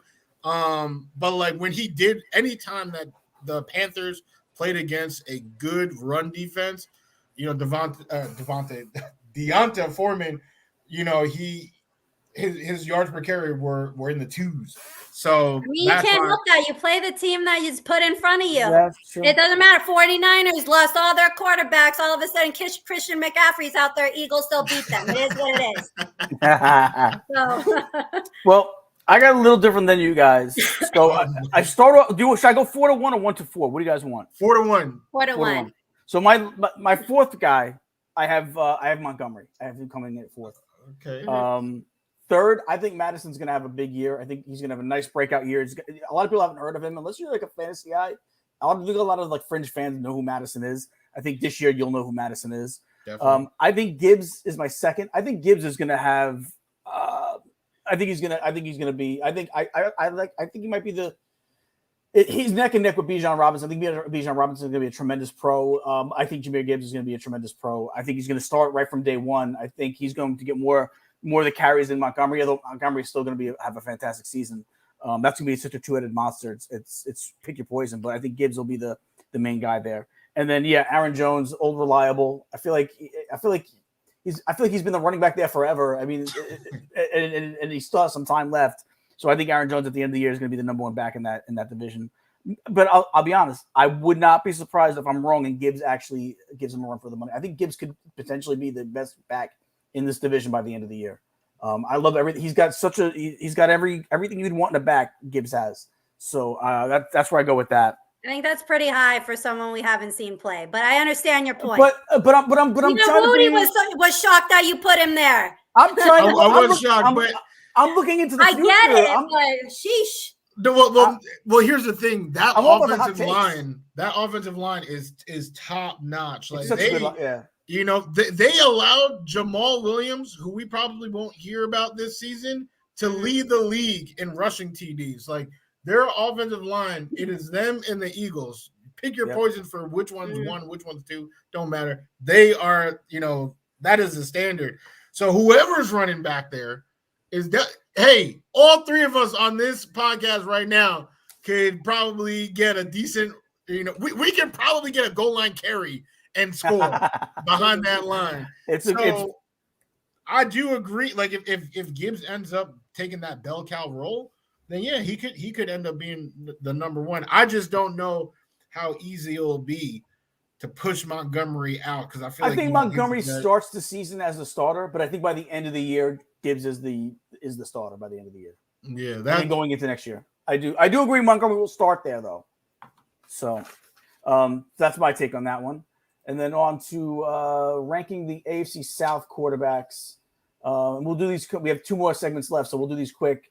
With only 10 minutes left in the show. So ranking the AFC South quarterbacks. Abby, you go first on these. No, I want to hear you first because I'm very interested to see if you put a certain individual as number one. Why? Who are you thinking? No, because I know you're a huge Anthony Richardson fan. If you put Anthony, I might have to That's what I'm saying. I was like, let me hear what you're gonna say. This is a hard division because there's a lot of young quarterbacks that we don't really know. This is literally impossible. Well, I think one's got to be. Is it anything but Trevor Lawrence is number one for anyone else? Hell no, it cannot. It's the obvious number one. Yeah, like it's not even. I feel like this is one of those divisions where it's Trevor Lawrence and then anybody else. Everyone else. Yeah, exactly. That's exactly what it is. So I got Trevor Lawrence. Then I go Ryan Tannehill. And it's almost like it's like kissing your sister with the rest of these quarterbacks, right?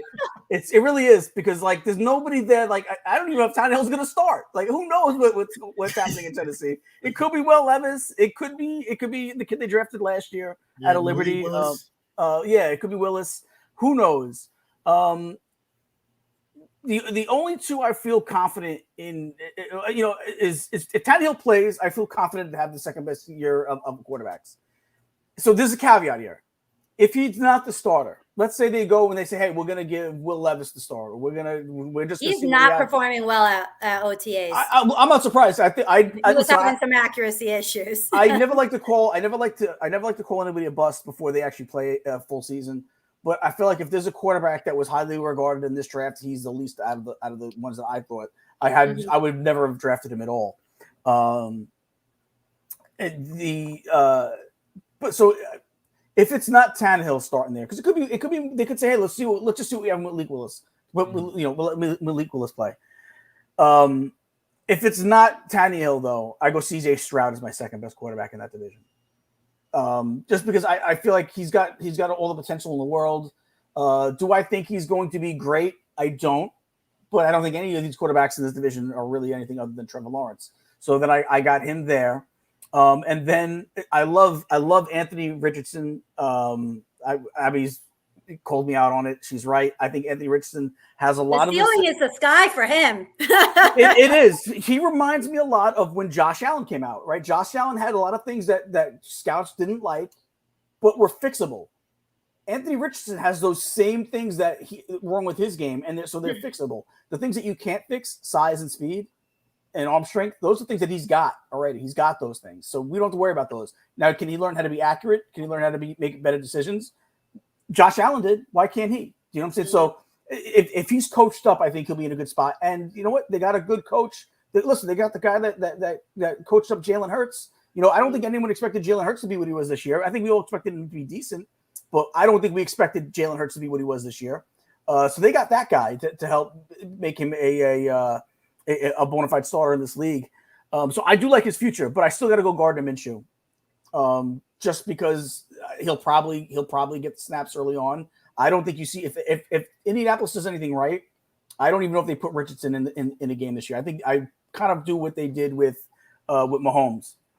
Let him sit the whole year. Let Gardner, no matter what happens, Gardner Minshew starts. Whatever happens, Anthony Richardson's on the bench. So to go through my order real quick, I have Trevor Lawrence, Tannehill, CJ Stroud, Gardner Minshew. If Tannehill doesn't start, I bump CJ Stroud up to second, and then I add probably Malik Willis or whoever the other quarterback's going to be playing in Tennessee. It's hard to really judge. So that's my take on that, Abby. So who do you have, Abby? You're surprised I didn't put Anthony Richardson. You thought I was going to put him as number one. Yeah, I was like, you'll put him before Trevor Lawrence. I still have Tannehill at second if he does start, which To be honest, I think he will. I don't think there's. He should. Yeah, exactly. And I don't, like I said, Will Levis. I've watched some of his plays from OTAs or whatever. He's not doing very well. I mean, there was a accuracy thing they were doing. He didn't hit any of them. If I'm Will Levis, I propose to that girl now because. Oh yeah, she was already disinterested after he didn't go first round. Oh yeah, she definitely, she was on the phone. Yeah, she was. I propose now. Get it out of the way. Know for sure, like you got this thing locked up. But all right, go ahead. I'm sorry. And then I mean, I have whoever the quarterback is going to be for the Colts. And then I still have CJ Stroud last in Houston. I think his potential is good. I got to see it. You know what I mean? Yeah. So, and Houston, I still think they have a lot of rookie, Abby. Abby does not trust the rookie. Every time I got to see it still. I got to see it. Abby does not trust the rookie at all. I love it though. I do not trust Ohio State quarterbacks is what it is. That's an even fairer statement. I agree with that. That's fair. Or BYU quarterbacks. And I'm sorry, I know this is a sore spot for you, Abby, but USC quarterbacks. Or USC quarterbacks, yeah. So minus Mark Sanchez. Mark Sanchez. I still remember him eating a hot dog in Oakland. All right. Trevor Lawrence, far and away, like Trevor Lawrence is literally the only person on this list that's like actually a really good quarterback. Or is like even like above average. So yeah, Trevor. My number 2 is actually CJ Stroud. I think they have some underrated weapons for him to throw to. Mm-hmm. I like Dalton Schultz down there having that safety valve. It was a good, he's made Dak look good. Can help CJ acclimate. DeMeco Ryans. As a head coach, I really like what that does from a culture standpoint as they really try to revamp all the damage that Bill O'Brien did. You guys should already know, what happens in San Francisco under Kyle Shanahan and the regime, the organization. That's one of the most well-run organizations in the entire NFL. So to hear that a defensive coordinator that's been part of the San Francisco organization for years now comes into a struggling organization to try to turn it around. I don't know if that sounds like a franchise you've heard of before, but that's what the Texans are currently undergoing. So I think that CJ Stroud, is going to have a decent season. Number 3, I have Tannehill. I do have him starting. It would be crazy to me if anybody else got to start week 1. If anything, it's like what you said, Gene, with Gibbs, where Tannehill starts and then he gets yanked, right? They did that with Trubisky and Pickett. Like maybe that happens, but there's no way he is on the pine for week 1. Number 4, I think they already said that Richardson was definitely starting. Did they say? Or maybe I missed it. I believe so. I wouldn't start him this year. I'd let him sit. They should. No, they definitely should, especially when you have Minshew, because Minshew can hold his own. Like, it's not like, you'll win games with Minshew. You'll win some games. But, I did hear that it's Richardson. Richardson, he does, their line is another, really good line. They got Jonathan Taylor. So, theoretically, the pressure should be off of him. I don't love their pass catchers outside of Michael Pittman Jr. And like you said, like all those different things that need to be fixed. Josh Allen definitely, his rookie year wasn't doing the things that he's doing now. So I wholeheartedly agree. Richardson has the highest ceiling. In 5 years, Richardson literally might be number 1 on this list. Maybe even shorter than that, 3 years, 4 years. But this year, he's going to have to eat that number 4 spot, heading into this season. Yeah, my thing with Richardson is he's either going to be a all-pro quarterback in 5 years or out of the league in 5 years. It could be, and I'm high on him. I think he's going to be really good, but only if he can fix those certain things that he needs to fix. If he doesn't, he won't even be in the league in 5 years. It's that much of a weird line. Yeah, no, Josh Allen, Blake Bortles. Yeah, yeah, good. That's a good comparison. All right, so we got one more left. Let's see. Ranking the AFC West wide receivers, James, we'll start with you. This is super tough. I didn't realize until this question was asked, AFC West has some receivers. Damn. Where are these receivers in the AFC East at, bro? Like, oh my Just God. need to be worried a little. Like, we're gonna need those corners. Yeah, right. So defense. DJ Reed. We definitely gonna need them to eat their Wheaties this offseason. I mean, they already were spectacular, but we need them to continue eating their Wheaties. Because this division, they got a lot of good people. Now, obviously, number one, I'm gonna agree with our quarterback Aaron Rodgers in saying that Devontae Adams is number one. I actually don't think he's the best receiver in the league. I got him at number 2 behind Justin Jefferson, but I mean 1 and 2, right? I feel like in everybody's list, he is consensus top 3. So therefore, he is definitely number 1 on this list. I don't think anybody else on this list is consensus top 5. Number 2, underrated guy. Don't know where he'll be on your list, but I got him at number 2. Cortland Sutton can pretty much do it all. Great route runner, great size. Not a supreme burner. But when we just saw just now with Russell there, he was the one that was able to develop that chemistry with Russell. I mean, it wasn't great chemistry, but it was better than the chemistry of everybody else. So I got Sutton there. I'm excited to see what happens now with Sean Payton there. But before Russell came, all these bums that were throwing the football, Sutton, he was number 1 that whole time. Teddy Bridgewater, all those guys. So I like Sutton. Keenan Allen is definitely number 2 in name value, but he's probably at this point in his career number 3 in talent. He is the biggest guy on this list. He's the best route runner on this list besides Devontae. I mean, he's kind of old, reliable. He is still so good. When they were talking about him as a cap casualty in LA, I was hoping that Joe Douglas would pick up the phone. That is somebody who I would love to have in this room. And that's like, I feel like Garrett has all the physical tools. He obviously is a good route runner. I feel like if he were to look at Keenan Allen every day for an offseason, that would put Garrett in Justin Jefferson type territory.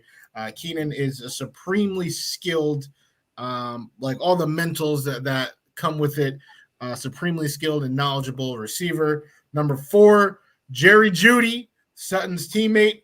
Jeudy, I believe he was the first picked receiver of that draft class, the draft class that included CD, that included Justin Jefferson a little bit later. And for any Eagles fans paying attention, it included Jalen Reagor. But Jerry Jeudy, he's a stud. He is a number 1 that is playing the role of a number 2. His problem is that your best ability is availability, and the boy can't play. He can't stay on the field. So that's why he's here. But if he was on the Chiefs, like he might be listed higher on this list. But because of his role, he's kind of number 2 behind Sutton. And, the teams that he has been on haven't been prolific passing teams. I don't have any stats to be like, oh, Jerry Jeudy should be any higher than he is right now. And that's kind of the issue with number 5 on my list, Kadarius Toney. There's really nothing to say like, oh, Toney is better than these people. But he is going to be the number 1 option on an Andy Reid, Patrick Mahomes team that is sorely lacking speed. This boy can be a poor man's Tyreek Hill. So this is Tyreek speed bump right here. And I tell you, a poor man's Tyreek Hill is still 1,200 yards, 6 TDs. Fantasy people that are not playing in my league, draft Kadarius Toney. This dude is about to explode. At the end of the year, it's very possible that he has the second best stats of anybody on this list. Like, he is that dude in Kansas City, and I think he does have the talent. He just is another one who doesn't really stay healthy, and the Giants suck. Like, he wasn't motivated. He got lost. He literally, said that. But with, the coaching staff that he has now, sky's the limit. Yeah, no, I like that list. I got a little different. Devontae Adams, obviously, I have number 1. I think we'll probably have him. I think we all have that at number 1. Yeah. I got Keenan Allen coming in at 2nd. Same. Then I have Cortland Sutton coming in 3rd. Oh, damn. Okay. And then I have I have 2 guys tied for 4th because I didn't know which way to go. I agree with what you said with Tony. So it's him / Mike Williams. I couldn't decide between him and Mike Williams who I like better in that 4th spot. I think Mike Williams is speaking of a poor man's whatever. I feel like Mike Williams is a poor man's Keenan Allen. I feel like a lot of stuff that he can do. I feel like if he was on another team, he'd be a bona fide number 1 receiver on another team. Just hasn't had the chance to. And he's another guy had some injury issues, like late last year had some injury issues. But Kadarius Toney, I don't even think we know what he really is. If he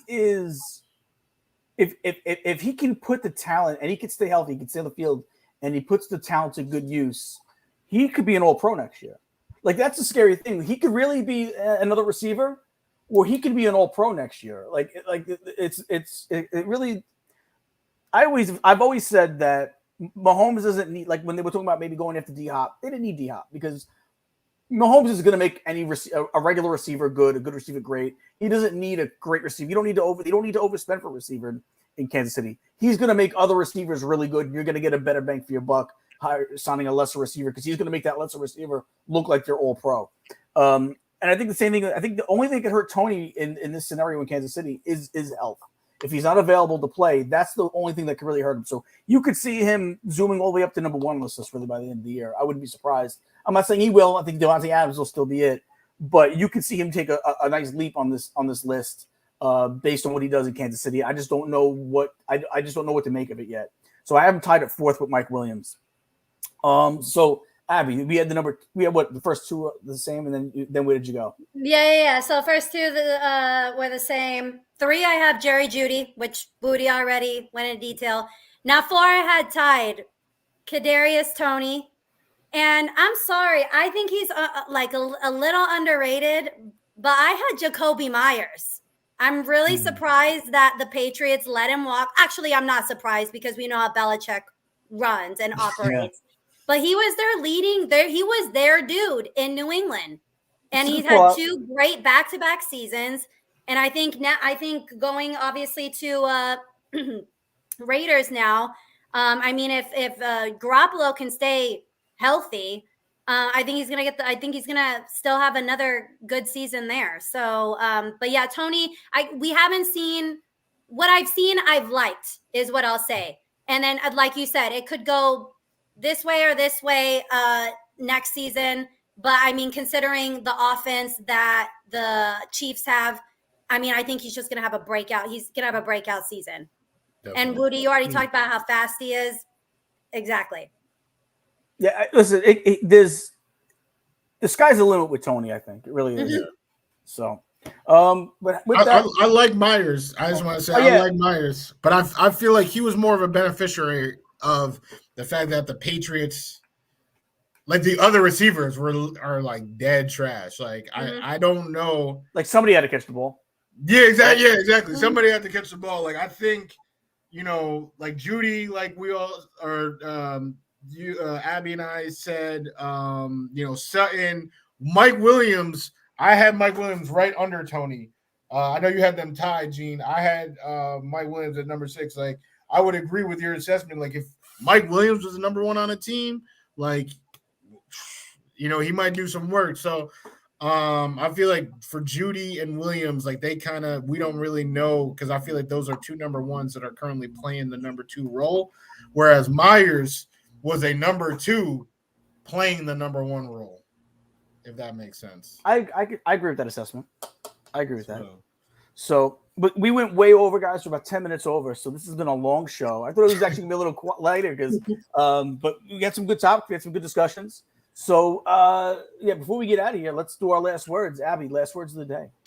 2. So I'll start with we got some sad Jets news yesterday. Jim Turner, the kicker in their only Super Bowl win, passed away. I think it was heart failure. So rest in peace. Thank you. Prayers go out to his family.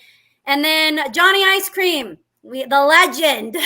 He's celebrating a birthday this week. So happy birthday. You're going to get much more ice cream coming up in 2023, 2024. So that's where I'm going to leave it.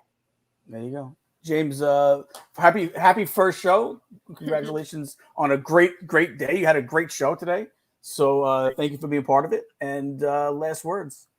I didn't have anything prepared, but it's definitely an honor and a privilege to be popping off on the Pop Off Show.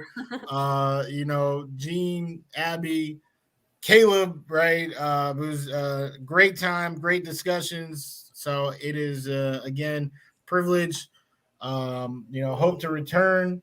And I guess my final word is just going to further pay respect and homage to the Lioness, the GOAT. I'm still devastated. Amanda Nunes, one of the greatest to ever do it. Happy trails, Amanda Nunes. Guys, for me, have a great today, a better tomorrow, and we will see you on Thursday.